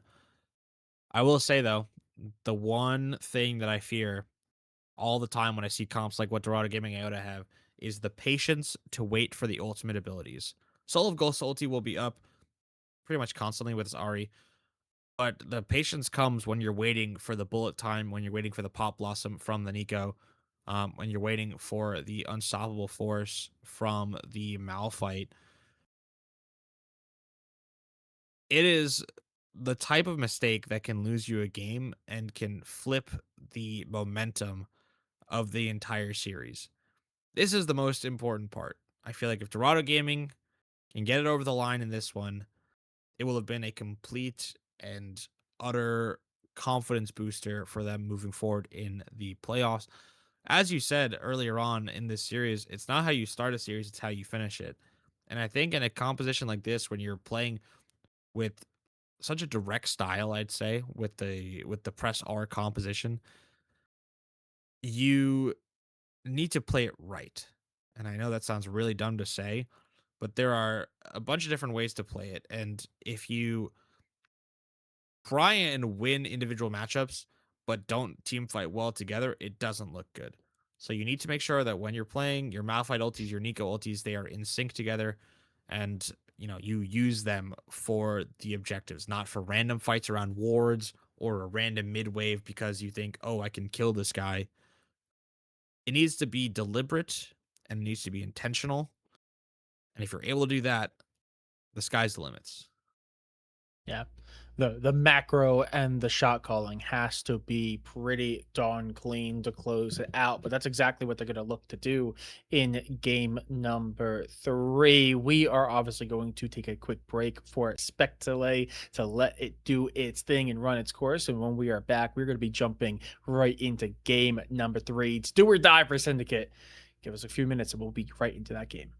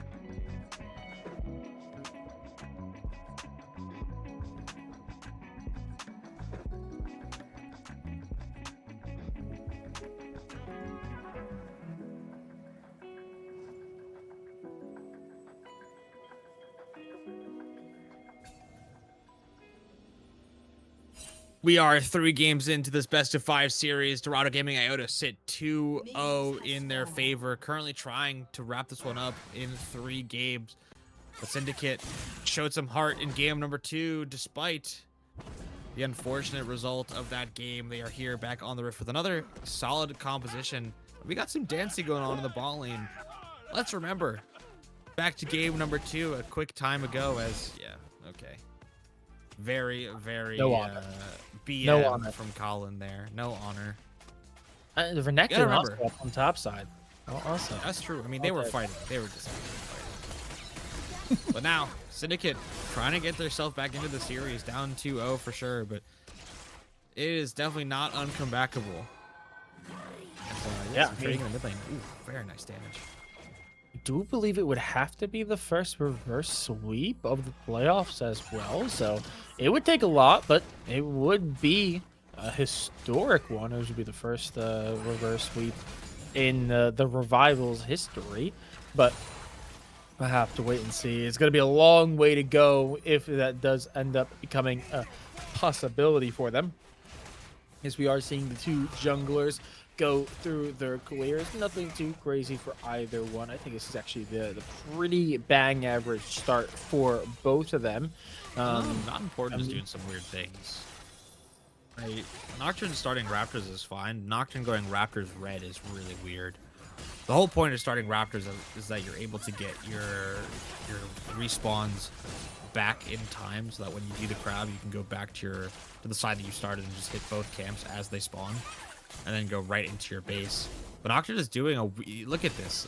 Nocturne is currently behind the tower and is looking to potentially gank the Mundo on their jungle. What is going on here? But I mean, they have the support here as Conveyable Cub is in the area. It's going to be seen. It's just not Is going to go for the blue buff here. I mean, it's going to take a lot of presence from Conveyable and Colin, but they're going to be able to get the blue buff. Notably, and the wave's actually pushed in right now. So, I mean, it's not even... It's not. It's that frozen. bad. It's frozen. It's not pushed in. It's Oh, it's frozen. frozen. Oh, my apologies. But yeah, this is very strange, especially because they only get the blue buff. But I mean, recall to get Mundo a component to help boost their strength a little bit. As Cali G does take a few hits there, getting very low. But Sean is going. Also lane swap. Sean's top on Renekton. Sorry, I just realized. Oh, Gucci's now on mid. Yeah, I didn't know that either. But I will say that is a problem. What just happened? Because it more or less sold the bot lane for Syndicate to make that happen. Yes, they are both still level 3, but for the time being, it is in control of Dorado Gaming Iota. CJ Lopez is here on the top side, trying to get some damage onto Sean, trying to make it tough for the Renekton to get their base, and they will be able to do so. Cali G was able to use that TP and will be in lane now to control the wave. It's not important as well. Will find the Dorado Gaming jungler, as the fear is going to break that off of them. CJ Lopez going so low, no flash available. Will go down for the first blood. The Nocturne now trying to get away, has the flash available to them. Will be able to do so, and not important, doing a good job. I mean, if I were CJ Lopez, I'd be pretty tilted after what just happened. You lose your bot side jungle for seemingly a freak play from the enemy team, and then you also die as well as a result of the Nocturne being somewhere where, once again, you did not expect them to be. And this is some interesting gameplay, to say the least. Yeah, very much to say the least, but as we see, a little bit of pressure in from the mid lane as Soul Ghost is going to take a lot of damage there, but we continue to see the pressure in the spot. And yeah, you are absolutely right. This is looking more and more rough for Conveyable Cub and Colin as they are struggling to exist, especially as they do sit in a little bit of an awkward position in terms of lane control. We do get it back, so a little bit of a reprieve here for the blue side as first Drake Sean. is going to be spawning here. Sean takes a lot of damage in that trade as Callie G looking pretty darn good. It is going to be the Infernal Drake up first, so no Infernal Soul to play for this map, but overall, right now it's a pretty neutral state. Both junglers getting back to their jungle, so no walk towards Drake pick quite yet. But you'd imagine since both are starting on this bottom side that both are going to do their clear on bot side and then try to make the walk over. Here's the thing about the jungle and what just happened again. While 2 games in a row, Not Important has done some weird things in the enemy jungle. 2 games in a row, it has been CJ Lopez getting the benefit of having their camps respawn an extra time. And in the long run in jungle, when you're playing this type of matchup, especially when you're playing Nocturne versus Mundo, when they're both going to be full clearing on repeat, whoever is getting more respawns of their jungle is just going to be ahead on XP and gold and tempo on the game. And so the fact that now we're looking at it, yes, Not Important is up 8 CS in 2 camps, but CJ Lopez is probably much closer in XP than what has happened so far in this game would indicate. Sean now trying to go in against Callie G, who has so much in their favor in terms of items and Not Important. Will find the jungler again. No flash on this Mundo, and it will just be a formality. CJ Lopez does not have the push in the lanes as Dominus will get popped, but it is only a matter of time. The slice forward and the dead Mundo. And 2 kills now going the way of Syndicate. And someone on Dorado Gaming is going to have to calm their jungler down because CJ Lopez is making some blunders in this early game. Yeah, 0-2 early. That is definitely going to be a rough start. I mean, I think it is as rough as the last game, maybe a little bit more so because it's all focused onto the Mundo, but at least the damage is not spread to the entire team here. The bot lane is still in a pretty good position. The Ahri is still doing fine, Malphite as well. They're just losing a little bit of control of that jungle. They also have not been cost at any of the major objectives quite yet. We are seeing a little bit of roaming here for the bot side though, just trying to get some vision down. Meanwhile, we are seeing Mundo trying to go back to do another clear, but is now pretty significantly behind the Nocturne, who's going to be able to get a nice full clear here. And again, is going to be finishing on that bottom side, so should be able to maybe make a play with Drake. Critically, this is something we talk about every time Nocturne shows up in a game. It is the first paranoia usage of the jungler and how successful it is. And in a game like this, when you're playing against a champion like Misfortune, that is probably your prime target to go for, as you do see Not Important opening towards the bot side here. But with a full jungle, there are 2 schools of thought for the Nocturne.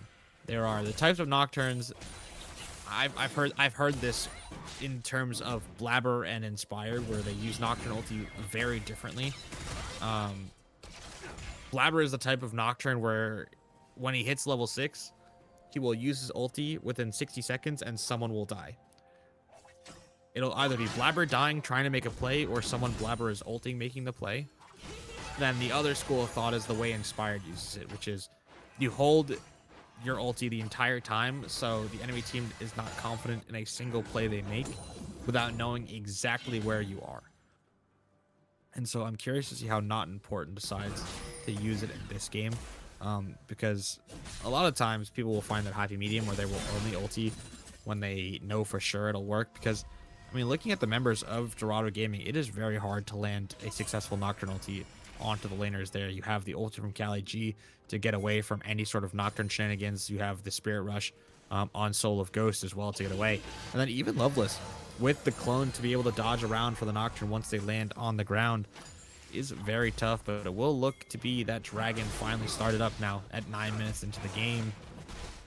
The Syndicate, looking to be in control of this one for the time being, but Manaxia getting very close without having the information on hand. Doesn't get punished, though.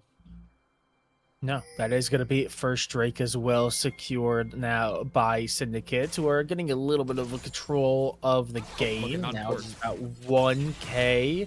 Not Important is in a really good position behind enemy lines, waiting for Yeah, there we go. It comes through. Nair sight goes down. Big engage onto the Nico, but a little bit of split focus is going to put them in an awkward position where they don't have enough damage to remove either of them from the field, and a lot of investment comes up nothing. I mean, it's going to force them out of the lane, at least for the time being, but even, yeah, they're going to be able to get that clear. And meanwhile, up on top side, the grubs are going to be secured as CJ Lopez is just going to take the opportunity up on top side. A lot of investment for not a lot besides some summoners, and they lose the grubs in the process.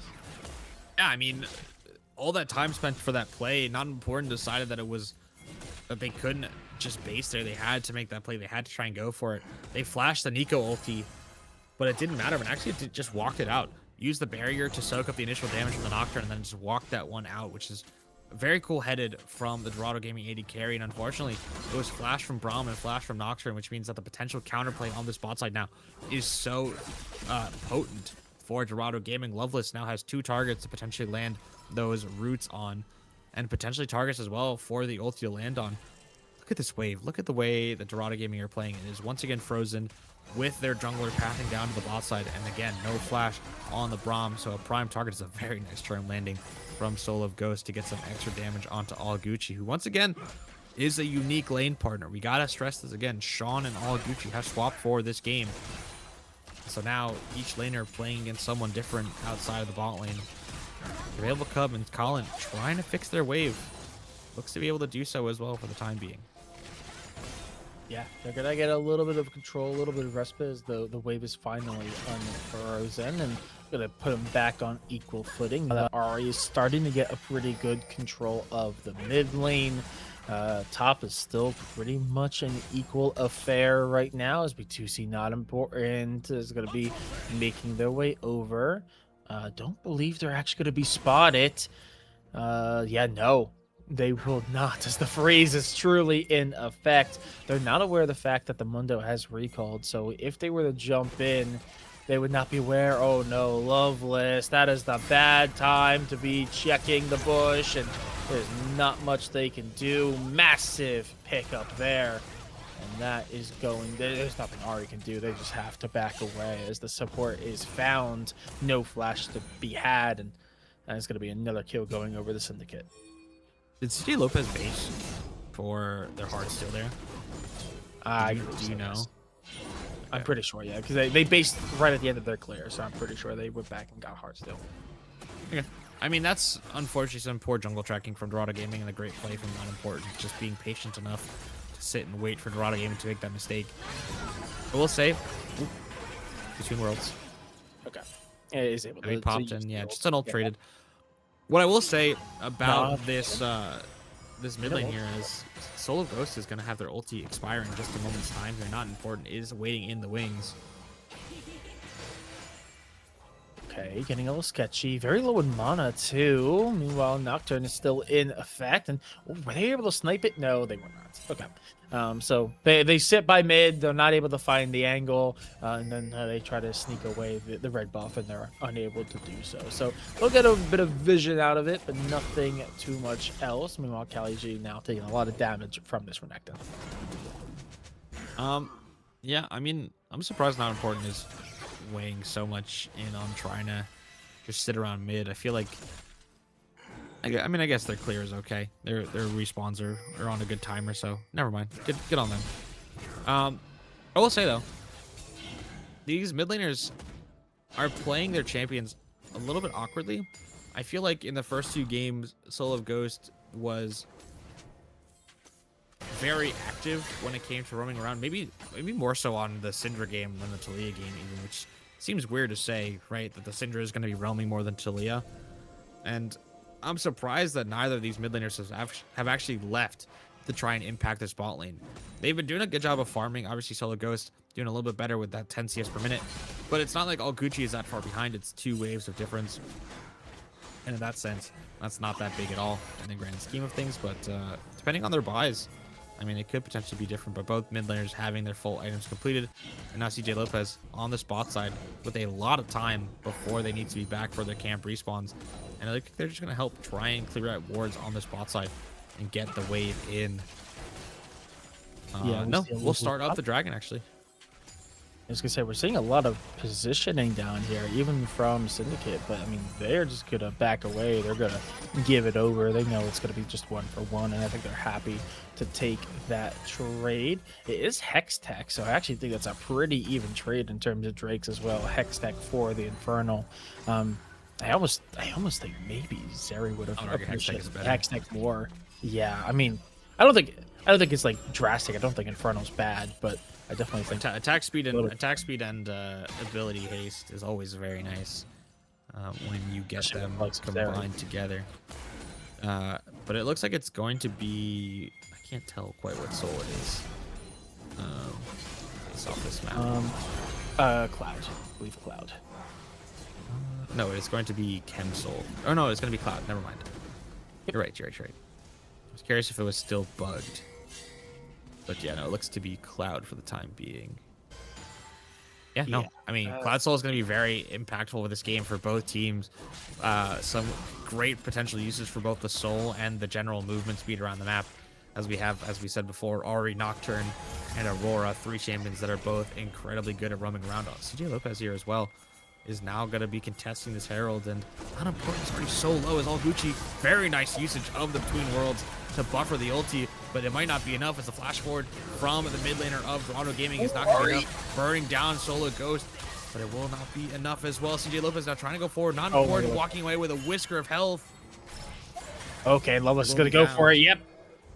Rocket Bell is going to be able to find it as there's just way too many low health bars, but even Loveless is not going to be able to get away. It is going to end up being the 1-for-2 as Solo Ghost and Loveless are the ones to fall for the side of Dorado. Cost on the bot side. Yeah, that is Available Cub walked very all the way up with Colin. Available Cub walked all the way up with Colin. Yes, gets the kill for their trouble, but they're going to lose out on so many plates on the bot side. And CJ Lopez might have bitten off more than it chew. No, we'll be able to walk away just fine. But no one in the end was able to take that Herald, and both jungles are spawning up for the respective sides. Critically, I mean, yes, you get the kill, but I think Manaxia got, just as much gold in terms of, what they were able to push and get plates-wise, as well as they were able to get the XP from the wave. And I think that's all good as, wow, great trade from Soul of Ghost. Does have the Spirit Rush available. Might actually look to potentially go in here. Yes, probably will do so in just a moment's time as all Gucci trying to walk this one away. Will use their stealth to try and walk it out, but it won't be enough. Ari fully online and Soul of Ghost having a blast in this 1v1 matchup. Yeah, that's going to be the last of the turret plating up on top side. Solo Ghost also putting pressure down on bot. They might just lose both their tier 1s on their extremities here with this next wave, and I don't think there's anything they could do. There's still some turret plating on that mid tier 1, but with the crystalline growth there, you imagine that's not going to last too long. But yeah, that is going to be a bunch of gold going into the pocket of the top side and mid laner for the side of Dorado. So despite being down in kills, they are now up in gold, if just barely. And it's, one objective to another. Rift Herald, leave. Look at the respect Naxi is showing to Nocturnal Ulti. Not even trade. They auto the tower one time to break the crystals in a situation where you probably could have easily knocked down that tower if no one shows up. But the Nocturnal Ulti still scaring the Dorado Gaming side, and rightfully so.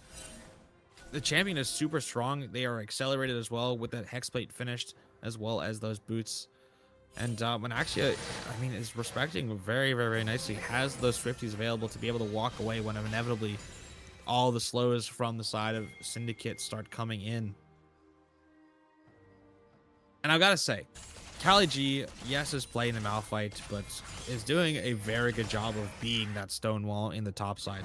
Not a pun, just a general, proper comment on the game, as they've been able to absorb pressure very well. And while I don't agree with the build, and while I agree that maybe you should just go for the, I won't say it again because there's a chance I'm wrong potentially in this matchup. I don't know top lane, I don't play top lane, but from all the math and from all the item calculations, it's just better to do the other stuff. But yeah, I mean, we are here now. Potential nonsense. This is what I talked about in the pregame as well, though. Got to make sure you're using your ultis for the right timers. And with Dragon spawning in 15 seconds time, this probably would be that right timer for Dorado Gaming. Yeah, Rift Herald is also still up, so that is going to be another objective. Or never mind, it goes away. It was up there, so not going to be something to be traded. But we do see that Drake just about get started as they try to pull it out. Positioning going to be pretty good. They have the Aurora possibly on the flank, but they need to go in. They have no vision if they want to try to stop this. The Drake's sitting very low. That's a huge engage. Bullet time comes out and does a lot of damage, but oh no, the trade back and forth. The Dragon for a player. Oh, Gucci finds another, and suddenly Dorado, they are starting to fall. Malphite's able to get one, a consolation prize on the way out. It's not a full sweep as Loveless is able to live through, but man, that's costly. They get the Drake, but at what cost? As they're also almost certainly going to get this tower on top of it. Yeah, I mean, we should check out this one again. Loveless is in such a great spot, but the rest of Dorado game, I don't know where Manaxia is going, walking straight into the face of Sean on this reactant, and then no one helps the AD carry out. The Malphite is too far, the Ahri is too far forward as well. That was a 5v4. All Gucci wasn't even there until the very tail end of this fight, and it did not matter. Soul of Ghost going down as well, and all that's left to do is the Nico to watch their team fall. And it looked like such a great engage. I thought Dorado Gaming had that one completely locked up, but a great counterpunch from Syndicate is going to keep them in this one. Up now 2,000 gold. Yes, you lost the Dragon, but I don't think that matters if you're able to team fight like that. And we said it before, it's, you know, you got to press R. You got to be able to press your R's together. And Manaxia, I don't know what exactly happened or what they saw because our vision is slightly different from theirs. In the observer cam, I'm not sure if they were quite aware as to how close that reaction was to being in their face. But I mean, it's costly, right? I think potentially Cali G and Loveless need to work together a little bit more and decide who is going to be peeling for the AD carry and who is going to be going forward. Because if they're both going forward, then just like we saw in that last fight, Not Important is going to absolutely fly into the backline. But here we are again, Spirit Rush in exchange for the Paranoia's flash from Not Important. Going to try and keep the Ahri engaged, and will do so. And a very nice cleanup from all Gucci will keep those side lanes pushing now in Syndicate's favor. Yeah, and that is going to be huge. I mean, complete shutdown onto the Ahri, and Ahri just cannot get out in time. They had the Spirit Rush up, but did not have enough distance in it to actually get them to safety. That is going to put Dorado on the back foot, as what they had in terms of gold, at least keeping it even, is slowly falling away. They're bleeding out a little bit here. The Syndicate starting to get controlled, not just of objectives, but also of the map itself. They're going to be able to find this top tier 1 as there's just no one in the area to compete. They've already taken the mid tier 1. You'd imagine that bot lane is going to be their next priority target. It even looks like they're trying to get a bit of vision towards this Baron. I doubt they're going to try to actually push for it, at least not yet this early in the game, but they're going to at least try to control it as much as physically possible, while there's still about 2 minutes left on the timer for Drake. Yeah, I will say Nocturne expanding their flash there definitely is what you want in that scenario, especially if you're going to break open the game. But I mean, yeah, looking at the game state now, it is going to be 3,500. The gold lead is expanding for Syndicate as they're able to knock down that top tower as well as pick up the Ahri. I will say, we have seen Dorado Gaming in this spot before, and we have seen Syndicate in this spot before. And the mental fortitude, the ability to know your team composition and respect the enemies has been what has kept Dorado Gaming in this one. I will note that a lot of the errors that cost Syndicate game number 2 were team cohesion errors. And so far, what we've seen when it comes to them making the right plays has been playing together as a team, making sure you're on the same page as your teammates that are making that same play. You see now CJ Lopez trying to walk in, all Gucci. Should be totally fine here, no problems whatsoever, as the scanners are trying to help each other play battleships. And yeah, I mean, here we are now. It's been 4 minutes already, and we are back to another Dragon setup. But on the other side, there is the Baron. Okay, Callie G in a very awkward position, 2v1, but luckily Malphite's tanky enough to be able to survive through. We see them try to push forward and take this mid-tier 1. They're going to be able to do so. Sets up that wave nice and pretty for them. At least puts it in a pretty good spot. This Drake is now just 30 seconds out. Get the scuttle on top of it as we see the other 4 members just try to keep control of that mid, get some vision down. We can see the trading of it, towards that junction there. Notably, we have Renekton on that side push, and you have All Gucci trying to maybe go for a flank angle, but CJ Lopez is on top of it, spots them out, and forces them back. Drake up an 8. They're just continuing to try to force this, maybe looking for an angle, trying to see if maybe they can get Dorado conveyed. Gaming needs to make a choice. They're going to lose their top tower Yeah. for free. Oh, no. Sean isn't pushing Yeah. anymore. No, he's not. Okay, they're gonna start it. Noxia is gonna be the one doing a lot of the damage. They tried to pull it off. Oh, this is sketchy as we see the engage come through. Malphite in a bit of an awkward position. Man, super far The back. dragon reset. The timer is fine. Low, big engage coming through. Bullet time is not interrupted fast enough. I don't know if the damage. They It left is going Manaxia away. again. So the Drake is secured, but look at the low health bars. Can they close it out? Not important. Is so weak, but I don't think they have the damage. There's no re-engage coming through, and once again, they get the Drake, but at what cost? Dorado Gaming keep leaving their 80 carry out to dry. They don't have enough damage to cut through the members of Syndicate, who, by the way, are doing a phenomenal job hitting the target man of Dorado Gaming. And as a result, yes, you lose the dragon, but the Baron is on the table now, and they are burning it down, especially with the jungler out of the play. And it's a great fight. Sean, uncontested, walks to the backline, forces Manaxia out of their ulti, and then a great between worlds allows All Gucci to join as well. And then Loveless trying to find a way to salvage the fight, does not matter. Tries to go forward. CJ Lopez living this one as well. You use the stim to keep themselves healthy. But Cavable Cub, not important, living is critical to this endeavor for Syndicate. And unfortunately, yes, you lose the dragon, but your entire team lives and you get to start wearing purple now instead. And on top of that, your gold lead is expanding even further. It was 4,000, now it is 7 in favor of this blue side. And unfortunately for Dorado Gaming, I think you had to learn your lesson the first time. Otherwise, now you might just be victim of the wallet of Loveless? Syndicate. And Loveless, you are behind enemy lines. You are not in the right spot, my friend. How are you supposed to be? Oh no, just exploded, and they're gonna put their foot on the gas and not let go. What are they doing back there? Oh no, Callie G having to play this safe, has to use the ult to get away. Not able to do so. Gets exploded by the roar.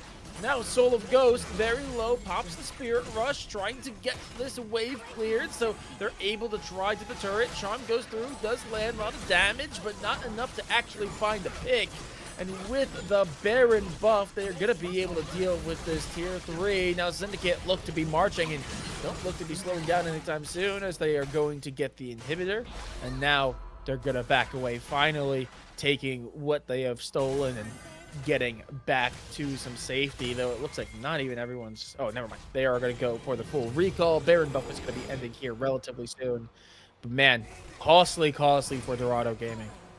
Yeah, I mean, this all starts with Loveless not being where they're supposed to be, and then a very nice trigger being pulled by Not Important to recognize how vulnerable Manaxia is. And you said it before, Syndicate are marching, and that is absolutely true. They are marching in sync together, making team play after team play, really just ironing out this victory to the best of their ability. And yes, you are still down against Soul Point, but that does not matter if Dorado Gaming are never allowed to step into the jungle again. And this is looking very, very, very nice for them. As you said again, they are marching. They are finally going to start taking down these turrets. They were ahead on gold with all the standing gold still on the map available to them. That first bot tower finally falling. And they are just playing together now. They are playing in sync in this bot side. And there's just got to be something. These teams are all learning from the same playbook. You got 1 mid, you got 4 bot with this Baron, and it is looking very solid as this first tower in the bot side is going to fall in just a moment. And when you look at Dorado Gaming, there's not really any wave clear to deal with Baron minions. It's on top, trying to maybe get something of value, but again, that mid lane is just completely opened up. The engage, oh, Oh my everyone goodness. just gets exploded. The damage is lethal, and they are going hunting. Malphite finally comes back to try to save the team, is able to find a pretty good engage, finds Aurora. That's a lot of damage taken out as Sean goes in deep. Is going to be bounced off of by CJ Lopez, who was able to tank that damage and keep walking, but they do end up losing the inhib, and now they have lost control of the map. They've lost control of their base. The only thing that looks even remotely healthy for them is that top side, but when the rest of your base is cracked that wide open, it becomes a dangerous game of bleeding out. If Dorado want a chance, they need to get a big win here. We saw in game number 2 them be in a pretty down position, but be able to bounce back. But I fear it is getting later and later, and they are running out of time to do so. The Syndicate, like you said, like I mentioned earlier, and you keep commenting, they're marching. Every movement that they are doing right now feels very intentional, where they are very clearly looking at one goal, and it's to end this game and take us to 4. Yeah, and all 3 waves for Syndicate are doing exactly what they want them to do. The top wave is going out, the mid wave is going in, and the bot wave is going in as well. This is just perfect for the setup. They're able to take the second dragon of the game for themselves and continue to play wherever they want in Dorado Gaming's jungle. To add some cope to the mix, Dorado Gaming for sure is scaling. That IE almost finished from Anaxia, as well as this Mundo is going to become a problem. Renekton and Nocturne, sure, they are strong now. They don't fall off nearly as hard as they used to back in the day, as Loveless once again going to be face checking into a full team. Does not matter. Loveless.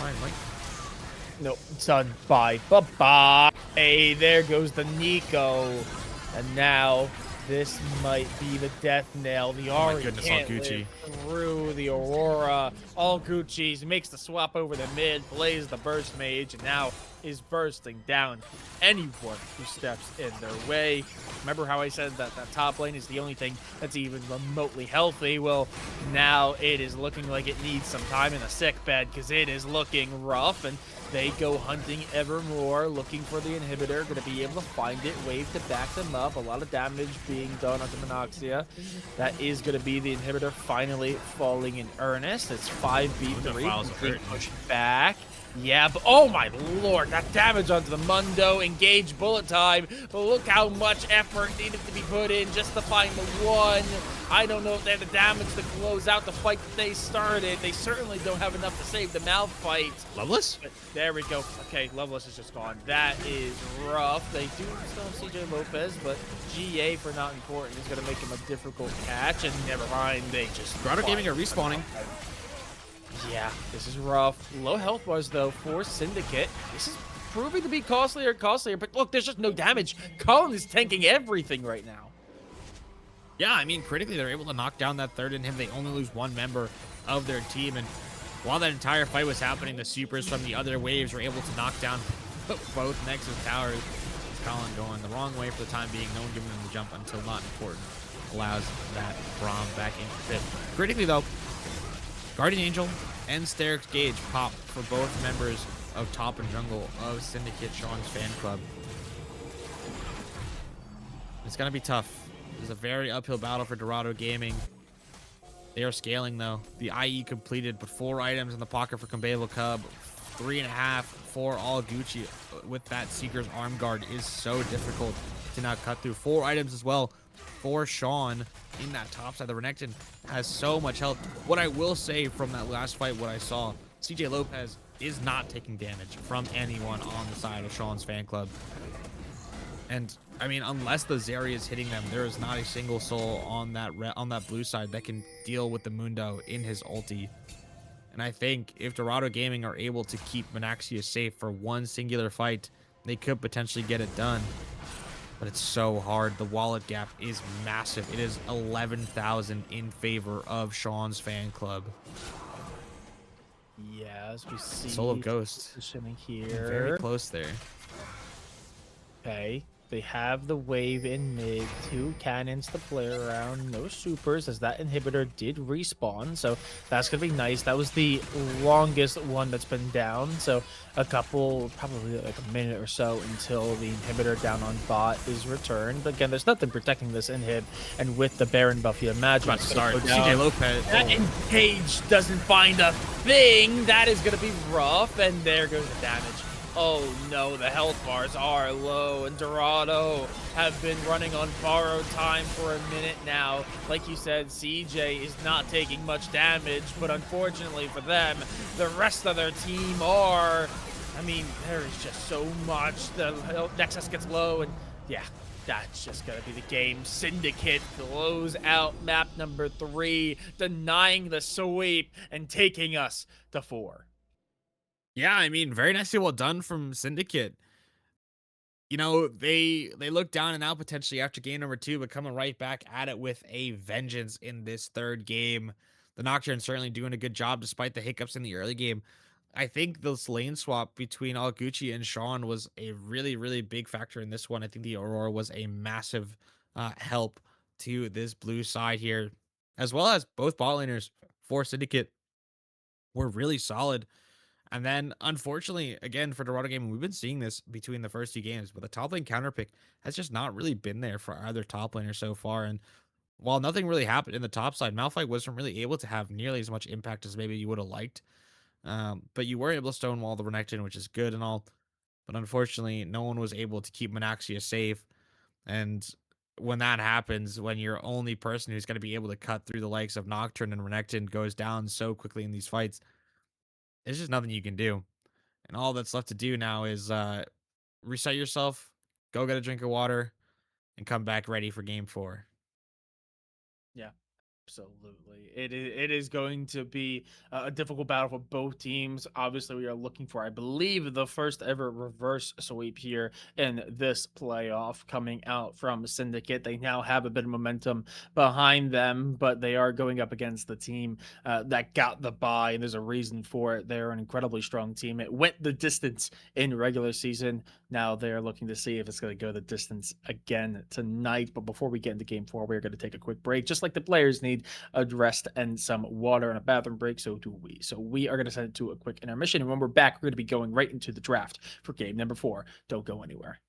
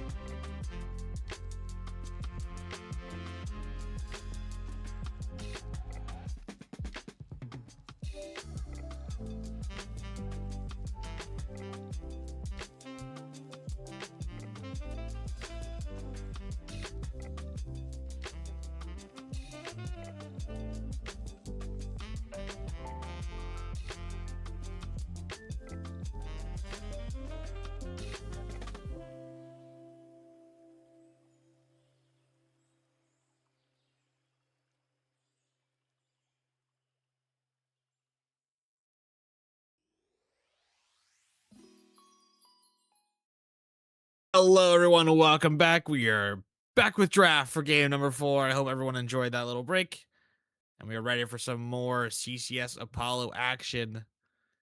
We have gone through the band phase again. Dorado Gaming going back to that Jarvan band, and looks like Syndicate are going to keep their bands the same, as that cannot be a real hover. Surely not. I like this Probably adaptation from not. Dorado Gaming if they lock this in, because Scion was something that got banned away from them in the previous game. There's also no Trundle, there is no Malphite, there is no Ornn, there is no Zahen, there is no Mordekaiser to make this Scion's life as hard as it would be otherwise. And Dorado Gaming are playing for 50 minutes. Yeah, they are looking for the long game, especially with that Azir being locked in. You must imagine that's going to be a matchup into the Oriana. I think it has a better range, so should do pretty darn well into it. It looks like Yone might be the option up on the top side, trying to go into the Scion. And yeah, I don't know the particular matchup. I don't think I think it's actually pretty equal. It's definitely not a full counter to the Scion. I think It depends Scion on can still pretty how heavily punish them, yeah. well the Yone can accelerate the lane. If it is a massive skill discrepancy, then the Yone for sure has an advantage. But if the Yone is not able to push the lead, similar to how we've seen a lot of these matchups in this game, it is going to be very difficult for them to play the game. Because Kali G on the top side will just chill out, clear waves. And I like the Pantheon pick. Pantheon with Oriana and Yone is a very good combo. It also is just point and click CC versus the Azir. It also can eat the Scion engage with his E very well. Just kidding. It is Maokai. I don't like the Maokai as much. Yeah, me neither. Your That turn. yeah, I was even looking at being like, well, that's a really good pick. I like that Pantheon pick a lot. But Maokai Pantheon definitely enjoyer does feel myself. a little bit on the Holy weaker end. moly. As we do get the Aphelios. I mean, There's no you Ziggs. mentioned it particular. Yeah, you said earlier that Ziggs is usually played in the APC role as a counter into the Aphelios, but there's no Ziggs left. It's Fearless. And very clearly, Dorado are going to take advantage of that as we're seeing the support pool get whittled down to size. Melio gets taken out, as well as the Leona and the Blitzcrank. Gwen seems to be the final pick, as I'd imagine. Are they I will say what Dorado about Gaming, Gwen? if they Gwen want to go jungle? for the Pantheon themselves, it is a fantastic pick here on 4. I think Xin Yeah. Zhao, I think Pantheon, I think Jarvan's band. I think Pantheon and Xin Zhao are probably the best picks that they have available to them. I'd be disappointed if it's anything else, to be honest. I think it's worth holding on to counter pick support in this game. I don't like the Lulu here. I think it is so much more important that you just take the good jungler when you have the opportunity. Support counter is so important, Dorado Gaming. Please, I know you take the Lulu already, but you're gonna come back to bite you later on. I think, in my personal opinion, unless they have a very specific counter pick that they want in this game, the only thing I could think of is if it's potentially something like an Aatrox that they're looking for, or if it was the Gwen themselves. But the Gwen got banned away before they locked the Lulu. I am very curious to see what is left. It could be like an Mbessa jungle, but then you're short on engage. If it's still Xin Zhao or Pantheon, it's not the end of the world, but I think everyone and their mother knew that you wanted Lulu, and potentially if Syndicate shows a support matchup that you can pick something better into with the Aphelios, then it's worth holding on to that support pick, because you can go for something like a Janna, you can go for something like a Nami, like a Soraka even potentially, as it's going to be Maokai support and Lilia bot. See, this is the type of thing. I would argue that Maokai is a fairly decent matchup into the Lulu. You're able to control bushes with saplings. Lulu is not as tanky when it comes to denying the Maokai all in. It's hard to polymorph Maokai when they go in as well. I mean, I'm nitpicking. It should be fine. It's not that big of a deal, but it's just something to keep in mind for later. And I mean, of course, it's going to be the Xin Zhao. I mean, Yeah, I I do have agree with nothing you. else. Yeah, I do agree. I think saving that support, it was very clear that they wanted something like a Pantheon Origins out. Um, so I think having that R5 counter for the support would have been really nice. I also agree that I don't think it's bad per se. I mean, Aphelios Lulu into Kaisa It's Maokai is just bad not. form. Lulu will be fine Yeah, probably in this matchup, but it's just bad form. it's one of those where there was a better option on the table. It's not like a game We'll never know. losing We'll selection. never It's know. just one of those like it's a little Yeah. rough. Um, I don't think they but changed their picks if he goes in Zhao on 4. And I don't necessarily know what the better matchup would be or what the better pairing would be for Aphelios if it's not Lulu. I think you could get away with going with something like a Nami. I think that could potentially allow you to get that extra movement speed as well as some predictable dodging. I think Lulu is still very strong, but it's just bad form to do that. IMO. Uh, yeah, Maybe they were it definitely concerned could. that that Syndicate was going to take it from them if they let it go. Who knows? Who knows? Yeah, I mean, yeah, I guess they could have flexed the Maokai to the jungle. Um, But yeah, I don't know. I guess yeah. There's also like Lucian available, so there are ADCs that work well with enchanters. Um, I just don't know if there's enough options on the table to really have warranted that. But that is going to be teams locked in. I don't know if graphics are quite ready, but when they are, I'm sure we're going to take a closer look at these two sides. Uh Here we go. Starting off with Syndicate. I do actually really like this composition. It's a little bit higher risk, high reward. Obviously, there's going to be a lot of onus onto the Maokai and the Lilia to be that front line. Luckily, you do have a lot of peel with Lilia, also a lot of CC. That's one thing I'm a little worried about for Dorado. There's a lot of CC in this kit here that could be taken advantage of. Kaisa, if she gets really far ahead, could become a serious problem. Yone obviously is a very scary champion to let get ahead. Even Oriana, who's not particularly a carry, is really good with setting up. You pretty much have a lot of pieces on the board that are really, really talented when it comes to setting up big carries to make plays. And then you have two carries that are really able to make big plays in the Yone and the Kaisa. So they have a very clear win condition. Team fighting is going to be incredibly strong with this composition. And again, they have the momentum coming into this. I actually really like what Syndicate have brought to the table. I think this is probably their best draft so far. This is a very strong draft for sure. I think it is strong at all points in the game. It is the type as we see the lanes get swapped. Oh, Gucci's going to be playing the Oriana, and Sean is going to be topside on that Yone. Um, it is a very solid draft. As I said just now, it's going to be able to fight at all points of the game. The Yone will be able to fight level 1. The Lily will be able to fight level 1. The Maokai Syndra probably closer to level 2, and then the Oriana will scale as well throughout the game. It is a very dangerous composition for Dorado game that if they let slip away from them, it's going to be very hard moving forward to actually deal with. And as we take a look at the Dorado gaming side, I will say that it is a composition that I'm also very, content with. Yes, the Aphelios Lulu will take longer to get online, but the Azir Xin Zhao Scion is a very powerful top side 3.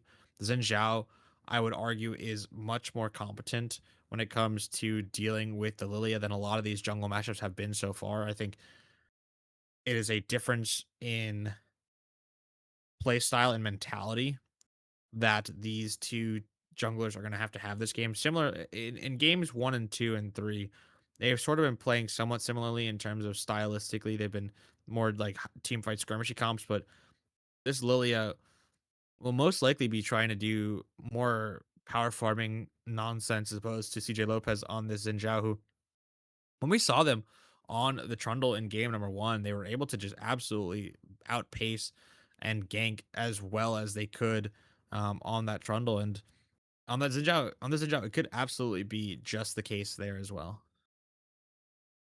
Yeah, I will say also Dorado do obviously have one win condition, and that's let the game go late. I don't think it's as nearly as one-sided of a late game composition as it probably would want to be, but obviously that Scion can become a raid boss. The Azir can become absolutely dominant late, and they do have the Aphelios as well, who scales incredibly well. So if this does go late, I know you jokingly said they're trying to play for 50 minutes, but if we do get well and truly past that 35, closer to the 40-minute mark, Dorado, as long as they are not so down in the dumps that there is no room for time to be played out. The moment we get to those really late game moments, this composition is going to hit a different stride and can become an incredible unit that is going to become very difficult to take down.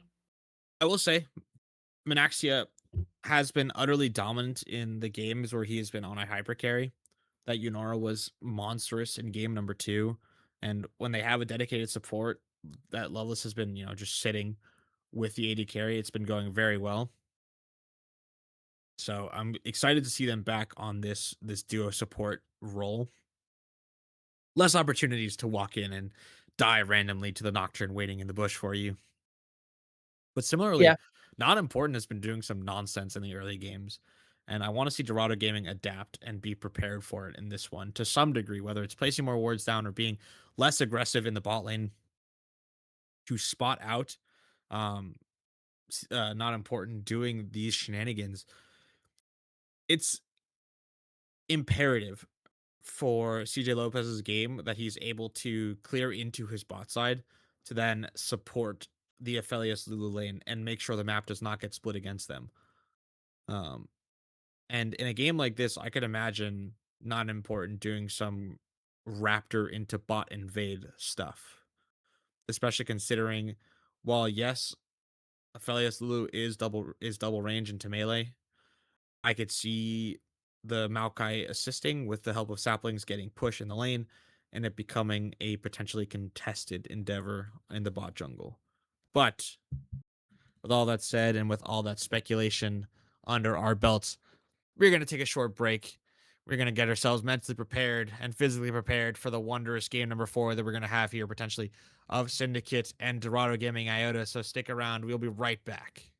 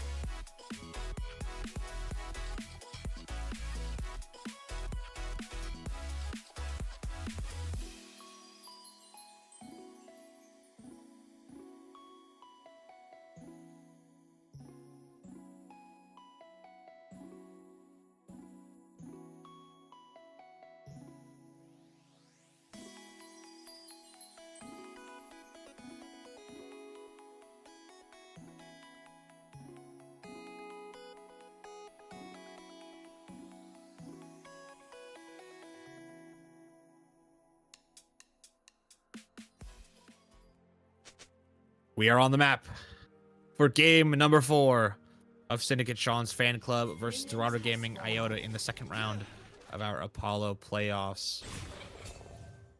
And here we are. Here's the adaptation from Dorado Gaming. They're playing more aggressive. That's massive, being able to knock that ward down. DJ Lopez Yeah. is going to start the bot side. That's not the adaptation I wanted because it means they're going to be pathing into their Scion lane. But I suppose it is what they've decided to do, as some aggressive trading happening in the mid lane already, as Loveless and Manaxia are trying very hard to control this lane. And I will warn that there is no more useless of a champion level 1 than the Aphelios. Yes, you have 2 different guns, but you can't actually use any of the abilities until you ding level 2. And here we go. Yes, we. I'm curious what the junglers are going to do.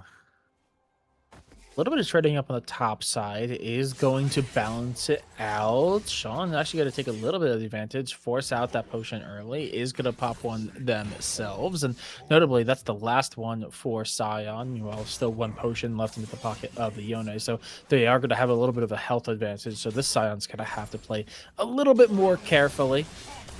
Mid lane, again, I do believe the range is in favor of the Azir, so Orianna might struggle a little bit early, as that's a very good trade coming out from bot side. Colin taking a lot of damage in the process. Yeah, Manaxia and Loveless doing a good job controlling this lane so far. They dinged level 2, and Colin was not respecting it well enough. They tried to stay in the bush, but it did not matter, as Kali G getting some nice trading on the top side. Keep in mind, Sean had an extra potion in their inventory from going Doran's bow, and it has already been used. And Kali G with that grasp is stacking nicely. The wave will go in. Problem here now is how well is Kai'Sa going to be able to farm these creeps under tower? And once again, as I've already said, what are these junglers going to do? They're both pathing towards the top side. Lilia will for sure finish their clear before the Xin Zhao, and as we take another peek at the bot, Manaxia is out of mana and needs to get this wave in.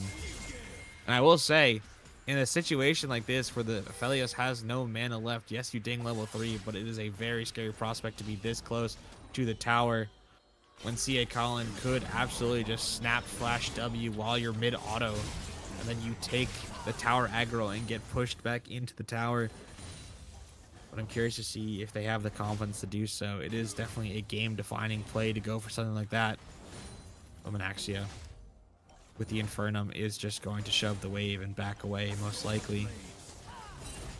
Ignore me. Yeah. They're not backing Is away. very low on mana. Yeah, they should absolutely back away, and they are going to do so. They get hit by the Sprout on the way out. It's going to slow them down for a little bit. Meanwhile, we do see jungler on red side. CJ Lopez is going to end in that blue side, on blue side, and is going to get some warding down, so a little bit of extra vision as the scuttles are traded back and forth. We do see Lilia in the bot side, but their lane is being pushed up, so really no proposition or angle for them to get any value down while being down there. So it looks like they're just going to start their second clear and be happily prancing on their way out.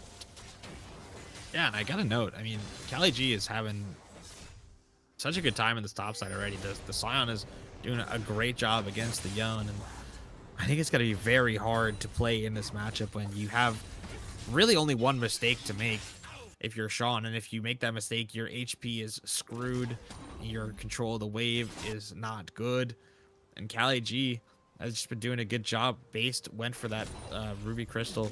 Oh my god, why? Why?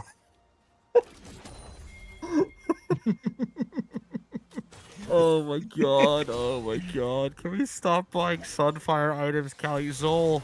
I know you're in the chat. Can you yell at this guy, please? Please. I even told you, what was it, 2 weeks ago?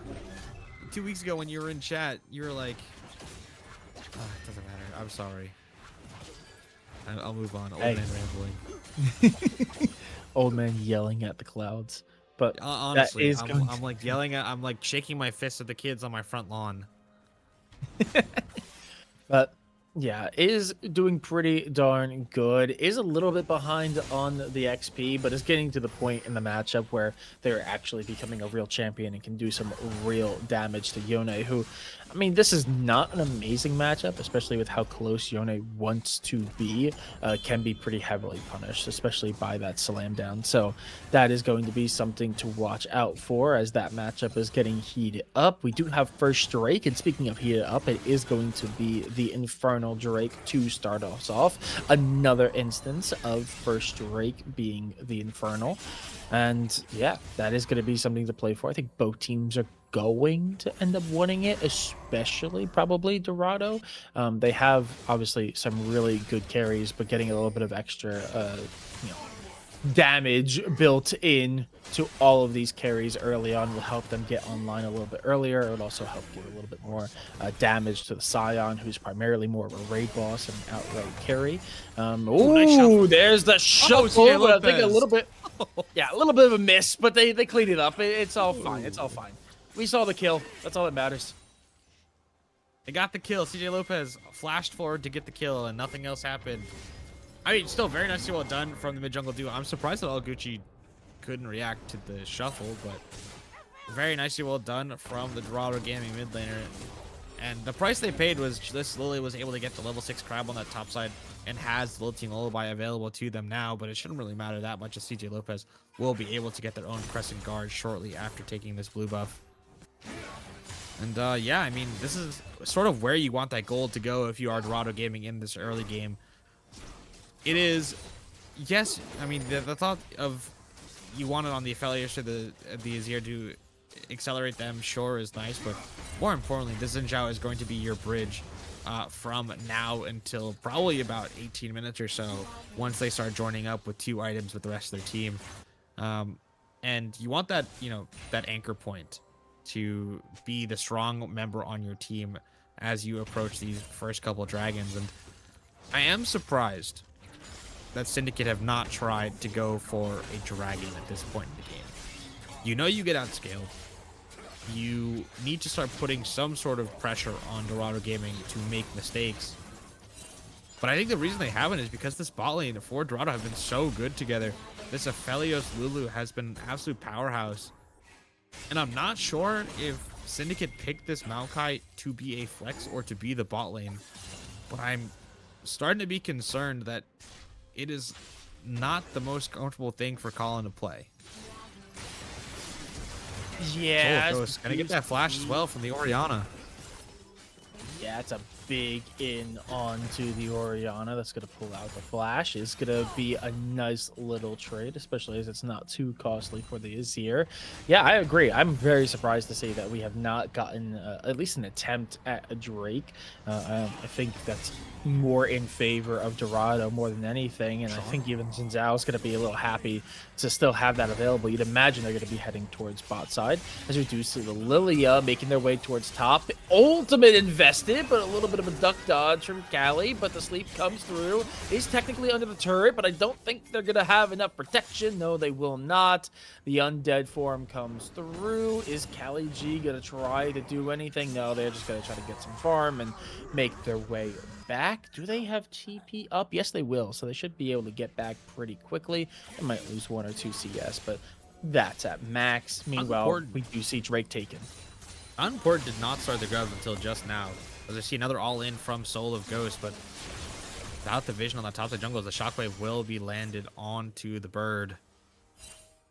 That's about all she will write there in this mid lane 1v1. But I like what Soul of Ghost is doing. They've been doing it all series long, where they will take, you know, well-timed trades into their opponent, whoever it's been between all Gucci and Sean.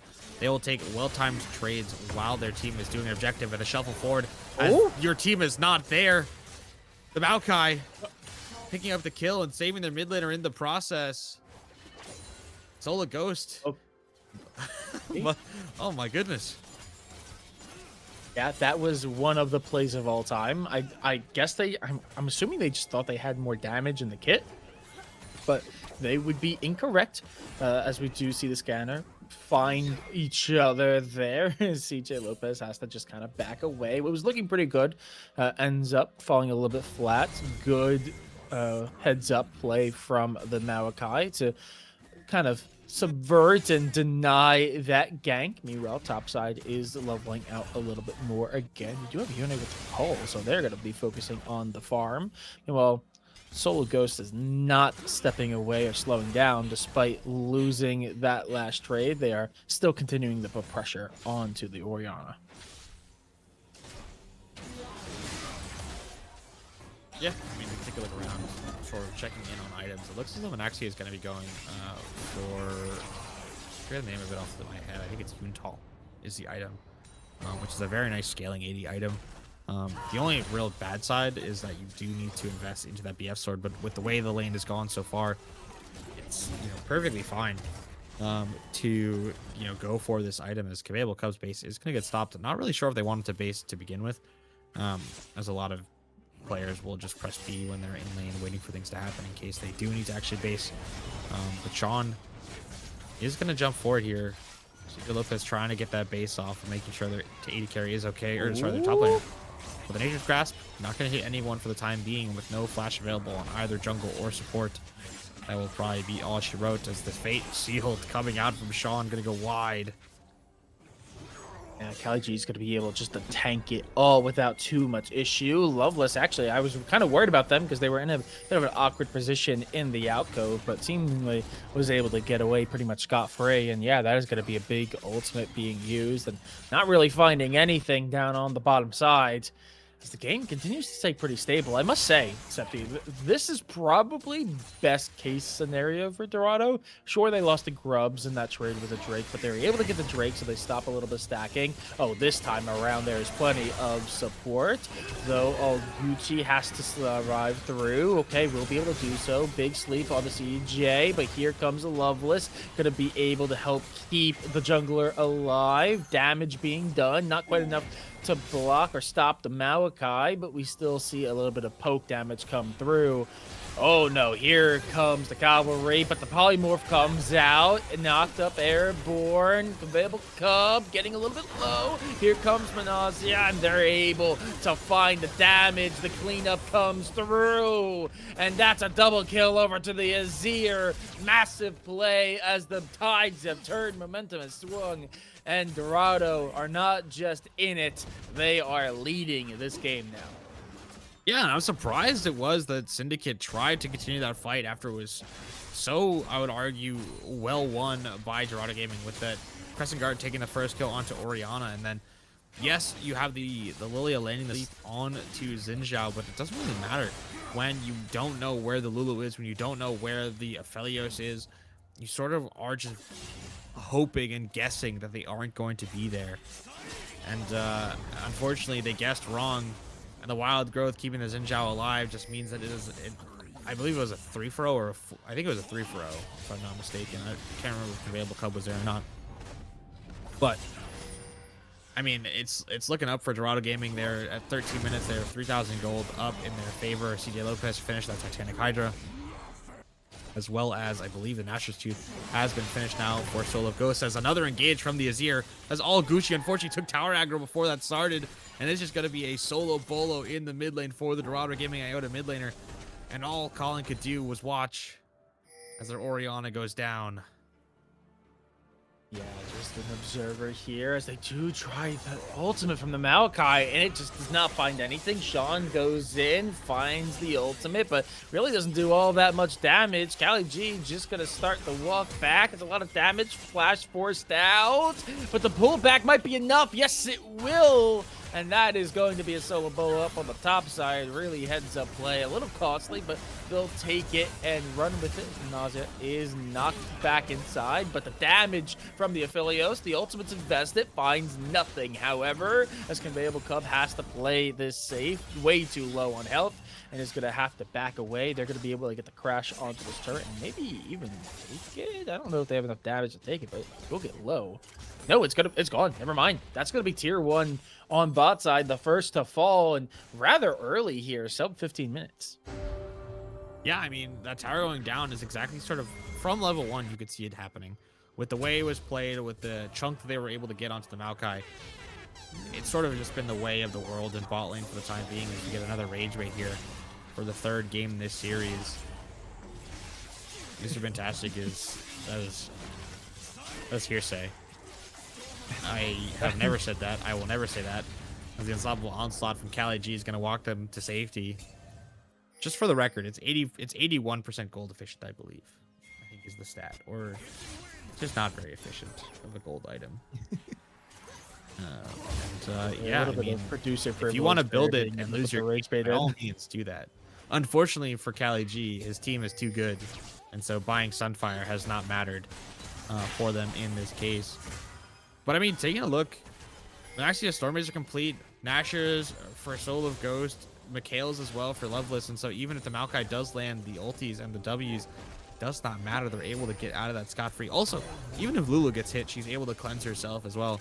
So it's not even that scary of an ability at this point. But taking a look, I mean, yeah, 3,500. CJ Lopez now feeling very bold, walking in, is able to smite away the Raptors. A +1 for the Dorado Gaming jungler. As now they will just go back to their camps. Not enough wards really on the top side, but enough to know when and when not important is going to leave the jungle. But this is the type of the game, this is the part in the game rather, where you really have to look at yourself as Syndicate and say, we need to find ourselves a way into this one. They are the sky. This might be the one. Okay, big set of CC, as that is going to be the sleep. Nausea is not going to fall, though. TP coming in. Damage being done. Kaisa is down. The damage has been done. Declawed. The shuffle coming out from the Azir. Meanwhile, Sion on the backside trying to stop the escape of the Lilia. Is not going to quite be able to do so, but is going to force it back. And that is going to be the mid-tier 1 to fall as well, too, now. For nothing, as finally Iota is going to find some consolation up on the top side. Sion is out of town, and they are going to be able to take the turret. But on top of taking that mid-tier 1, they're going to turn around and immediately take the Rift Herald as well. Yeah, I mean, just great play. The Mikhail's value was so insane there from Loveless. Was able to cleanse both the sleep and the root from the Maokai. So Maxi was able to just free hit that entire fight, and the engage was absolutely nullified by the Dorado Gaming support. Unfortunately, DJ able to pick up that crab. But yeah, I mean, Herald now in the pocket of the Dorado Gaming jungler, and the gold lead is increasing even further to 5,000 gold or so. And the team seems to be back in order. We were seeing sort of at the end of game 3, it was a lot of disjointed fighting, a lot of individuals going around versus the team of Syndicate. And right now, it seems like it's the team of Dorado Gaming versus a few members of Syndicate. And another Fate in the Seal is going to go wide. No ulti for Cali G. Notably, there is no turret to play around for safety, so that is just going to be Cali G. The TP is very weird. Dust it. Yeah, TP is incredibly late as well, so that is just going to be one big cooldown used early, and I think Dorado know that, so they might be looking for a play. Colin, I don't think you're where you want to be, big dog.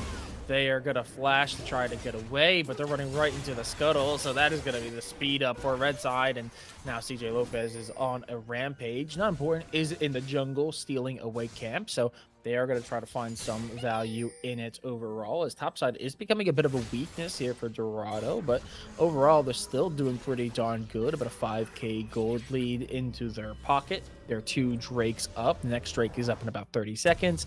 They're going through and doing their resets. I would imagine we're going to get a Drake fight here pretty darn soon. We do have TP unleashed for Cali G, so they're already going to be able to put some pressure on top side. Yone is going up top. No TP available. So if they do start breaking out and Sion goes down for a TP, Yone is not going to be able to follow. Yeah, I mean, again, Sion for sure is weak. He built Sunfire, for the record. Anyway, doesn't matter. I gotta stop saying it. It's gonna become something if I don't let it go. Oh, a t-shirt. No, but in reality, Syndicate have been sending a lot of members to this top side to make the Sion suffer. And unfortunately, they have not been able to get out of it every time. Ecology has been doing a good job of keeping their foot on the gas on that top side. Only down about 30 CS, which isn't the worst when it comes to matchups where you've been this pressured. Especially they picked blind in this game. And basically the entirety of Syndicate was crafted so that they were able to cut through the Sion at some point. The Colin has been spotted. The ultimate has been popped from the Sion, and Not really sure if they're going to be able to catch him. Aphelios is close. Yeah. They are going to go through. Aphelios is rather strong, but that is just going to go wide. Q2 not quite landing. That might be a problem, especially as the cavalry has arrived. The ultimate does land. Khalid's going to be low. Has to pop the Ninja's Grasp to try to make something happen. Not going to work out as they trade the aggro back and forth. Callie taking a lot of damage in the process there, but is going to live. Azir also trying to find conveyable Cub and is going to do a lot, but not quite enough to get the kill. Meanwhile, Kali G is holding off the reinforcements in from the Baron Pit, as that is going to be tier 1 on top side, taken away from Syndicate. Every tier 1 now gone. Mid tier 2 is pretty weak. This is looking a little rough for Syndicate as they are very slowly starting to bleed. And Dorado, again, this is a late game composition. The fact that they are this far ahead this early into the game should be a little freaky to Syndicate. I mean, take a look at the map. We already saw this play on screen, but look at the waves for Dorado Gaming. They are not even... They are in such good spots for them to be able to be here to make this play. They're not going to lose a single thing in mid. They're not going to lose a single thing in bot. And they're able to make this play because of great map setup. And unfortunately, not important goes down here as well, I believe. Or no, Lilia thinks she's able to run away for free. But, I mean, Dorado Gaming playing very well, and they're not getting punished on the other side of the map. Instead, all Gucci moves to the play and doesn't find anything for themselves. But here comes the Scion. Ooh. Yeah, from downtown, the train comes to a stop finally. Does not quite land, but just the pressure forces conveyable Cub on the Kaisa off of the turret, again. And that's going to be the tier 2 gone. Waves are in a pretty darn good position. Orianna now just on the top. Not exactly where you want Orianna when it looks like you're about to get into a skirmish. Great team fighting character that is just so far away from the action. We do see a bit of the engage support and jungler versus support and mid laner, but it ends up just being a little skirmish, a little damage between supports. What more is that? And they make their way back as Soul of Ghost is spotted up on the top side, but it looks like they do not want to smoke. They're going to back away. For the sake of the watch back, not important, did just land a strike onto Monoxia as they bowled from the top side of river into the bot side of river and hit the Aphelios. Just want to make sure that people know we saw that. As we get further into the night, the games become harder. I will say it is about midnight here on the East Coast, and I'm not sure what the makeup is of these teams, but I know for sure I'd be tired at this point, and so the fact that they're able to keep up this high level of play is fantastic to be seen. It's Kali G respecting the lack of vision around the jungle. We'll now see that there's a Maokai shortly around them. And Monaxi and Loveless using that information as well to take that priority in the mid lane. With casual 90 seconds experience. Just two. Yeah, I mean, just standing at each other, waiting for standing there. Yeah, this is exactly what you expect. Colin is going to show on this ward, and it's going to be so good for Dorado Gaming that they will be able to waste the Maokai's time, especially when it comes to the dragon being up in a minute and Maokai needing to base for wards. This Lulu as well, you know, being able to now just walk in and use their prio and use their knowledge with the previously placed wards to make this dragon setup even easier. This soul potentially for Dorado Gaming and Syndicate trying now find a way back in. They are still just a wombo combo away as the onslaught comes in from Kali G, stuns up Sean. Nature's Graph's gonna go wide, hit CJ Lopez only. I think if that turns out hit the Q, that would have been a very different story, but nope, does not quite land, so there's no big engage, but some good damage done onto the Yone, enough that it does force the back. Same with the Scion, however, notably both have TPs available, so they are going to be able to get back into the action rather quickly. Yep, both TPs used immediately. There is no stall, no delay. Drake is going to go down. Rift. Yeah, there's no vision. Callie's doing such a good job at warding them off. They do finally see the vision. Callie gets pulled in. There goes the ultimate from the Affilios. Not quite landing. That's a huge Q coming out from the Lilia. Oh no, the Wombo combo. It's all falling apart for Dorado, but there is some damage. Shutdowns coming through. Low health bars. It is just two. CJ Lopez trying to be the damage, is able to do so much, and now it is the Lilia, it is the Scion, who is going to be able to take it out. The raid boss of Scion, or the tricky feat of the Lilia. It is low, it is close, but I think, yeah, the Flash having to be invested to stay alive. But Lilia, does she have the damage to close this out by herself? She should. Yeah, she will. Okay, that Drake, very sketchy, but they deny the soul, though it costs everyone else bar the top laner from Dorado and the jungler from Syndicate. Yeah, I mean, bad time to say PayPal, by the way, Flay, in chat. Just gonna note that. Yeah, great play from Dorado or from Syndicate. Sorry, they're able to find the engage they want. Not important. Gets a very nice flash Q onto multiple members, onto 4. Finds this sleep. And then a great combo of the Yone and the Orianna to find the shockwave onto 3. Manaxia somehow survives for this long in the fight and is able to take 2 with them before they go down. And then honestly, I thought it looked good for Dorado Gaming. I thought CJ Lopez on the Xin Zhao was going to be able to potentially bring this one back, but some nice kiting and stepping from Not Important takes this game and turns it on its head. The gold lead so close now for this Syndicate side, and Baron looks to be started up from Dorado Gaming back on live. Okay, they want it, and they're just gonna take it. They're not gonna take anything this time around, and that is gonna be one dead Kaisa, as now it is a 5v4, and notably Syndicate are not the ones wearing purple, so they are going to have to play this close to the chest. We see that tier 2 on top side, and the wave about to push in. Callie G, strong enough as it is at this point, slowly becoming that raid boss that we know and love from Scion. But here comes the wave. You'd imagine this turret is not long for the world. Colin and Not Important are going to try to be the line of defense to hold the turret. Don't think they're going to do nearly as much as they would hope to, as that is going to be tier 2 falling. Meanwhile, we see the push out from the Scion on mid as well. The Azir Tower is going to keep the pressure on this base as the bowling ball goes just a little bit wide there.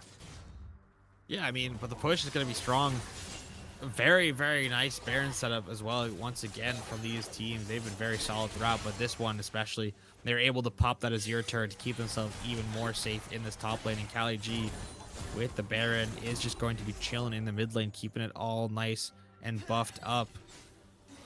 Take a look at items. You got Seekers on the Azir. You have Zonia's on the Lilia as well. So these big ultis are going to be very safe for the two of them to go for. I will warn Soul of Ghost that at this point in the game, the Azir is no longer the shuffle bot. The Azir should be the one DPSing and should be the one hitting from range. You are not the one to engage the fights.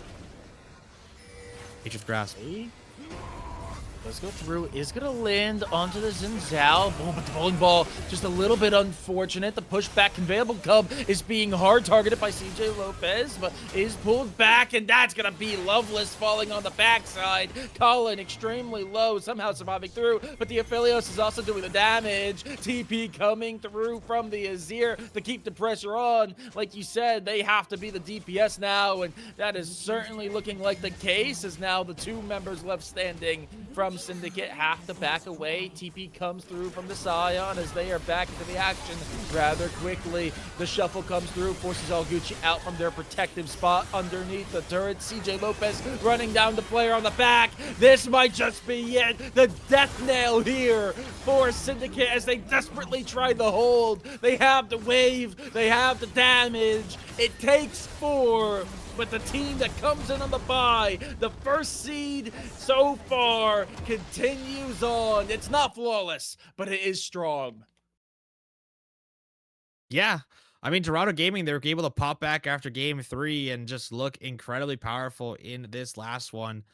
No real pressure from Syndicate, unfortunately, in that early game, and it just allowed Dorado to get ahead and stay ahead. And I think credit has to go again to the Xin Zhao and Lulu. They played super well. The Aphelios as well, but Axia on this Aphelios very comfortable in the matchup, especially when they're playing against a champion like Maokai that wasn't really able to harass as much early. And when you're playing Kaisa versus Aphelios, it's just a range difference in that lane. And then despite the trepidations of mid lane, we saw the Azir be powerful despite the few visits from Colin and not important to that lane. And with that, Dorado Gaming dropped one game, but it was a game in which they could have won, and they'll be kicking themselves if they didn't. But we are Yeah. here now. It is they are now in the upper bracket semifinals, I believe. If not the upper bracket finals, I need to double check. I think it's But it is the upper bracket. It will be the upper bracket finals. Um, what do you think, Soren? I think that despite this being the loss, I will say that right now, I believe the record. Obviously, they only lost one series in regular, but they did lose a map during regular play, Dorado Gaming up against Syndicate here. So that makes their record, I think, technically 17 or excuse me, 18-4 in terms of map count. And one team took two off of them, and another team took two off of them, and one of those was Syndicate. So only two teams have successfully taken anything off of this Dorado Gaming roster over the course of the last, what, 9-10 weeks? Technically 10, even though they didn't play last week. So that, I mean, looking incredibly strong, but Syndicate at least showed them that they can bleed, and they've done it yet again, being responsible for half their map losses so far. So it's definitely a rough game. I mean, it's late, like you mentioned. It's midnight. I don't. You could see the bags under my eyes. It is getting late out here on the East Coast. They were in game number 4, so the pool of champions that they had available were dwindling lesser and lesser. They were starting to get tired. So there was a lot of factors going against them, but they lock in when they need to. They felt it slipping away in game number 3, but close it out in 4. So I think they've earned the title of being that first seed coming out of Group A because man, they really showed up when they needed to today, and they looked very strong doing so. Yeah, I mean, I'm super excited to see what they got more of. And for all you Syndicate fans, do not fret. This is not the end of their run. They do have a chance to go in the lower bracket and make it to the finals yet again to potentially rematch this Dorado team. But as I'm trying to make sure that I'm reading the production chat real quick to see if there's any notes, but we're not going to have any interviews tonight. It is too late for us. Unfortunately, I am an old man. I need to go to bed. Despite Soren's youth, he also needs his beauty rest. But I would love to say thank you everyone for watching us and sticking with us through these 4 games. Ivan Septi joined alongside Soren with Romeo as our observer and Mr. Fantastic on production. Thank you all for joining us. We got some more exciting matchups coming this week. Tomorrow on Tuesday at this channel, we're going to have another matchup for the Apollo League. It is going to be for round 3. It's going to be for some of the lower bracket stuff going on. I believe we have 2 matches for that tomorrow. So stick That around. actually, Back. I think we just got an update from Flame himself that I believe there's going to be a reschedule that is going to happen on either Thursday or Saturday. So that's not locked in, but I think that Okay. does mean that one of the matches tomorrow is going to be rescheduled. So keep an eye out So on that's that for all even you more special. CCS action for all of you. You can even watch Woo! more matches for CCS. You get Tuesday and potentially Thursday or Saturday. But with that in mind, thank you everyone for watching. It has been a blast being with you for the second round of our playoffs. We have more playoff matches coming later next week. So stick around, same place, same time, a week's time from now. We'll see you later. Have a good night.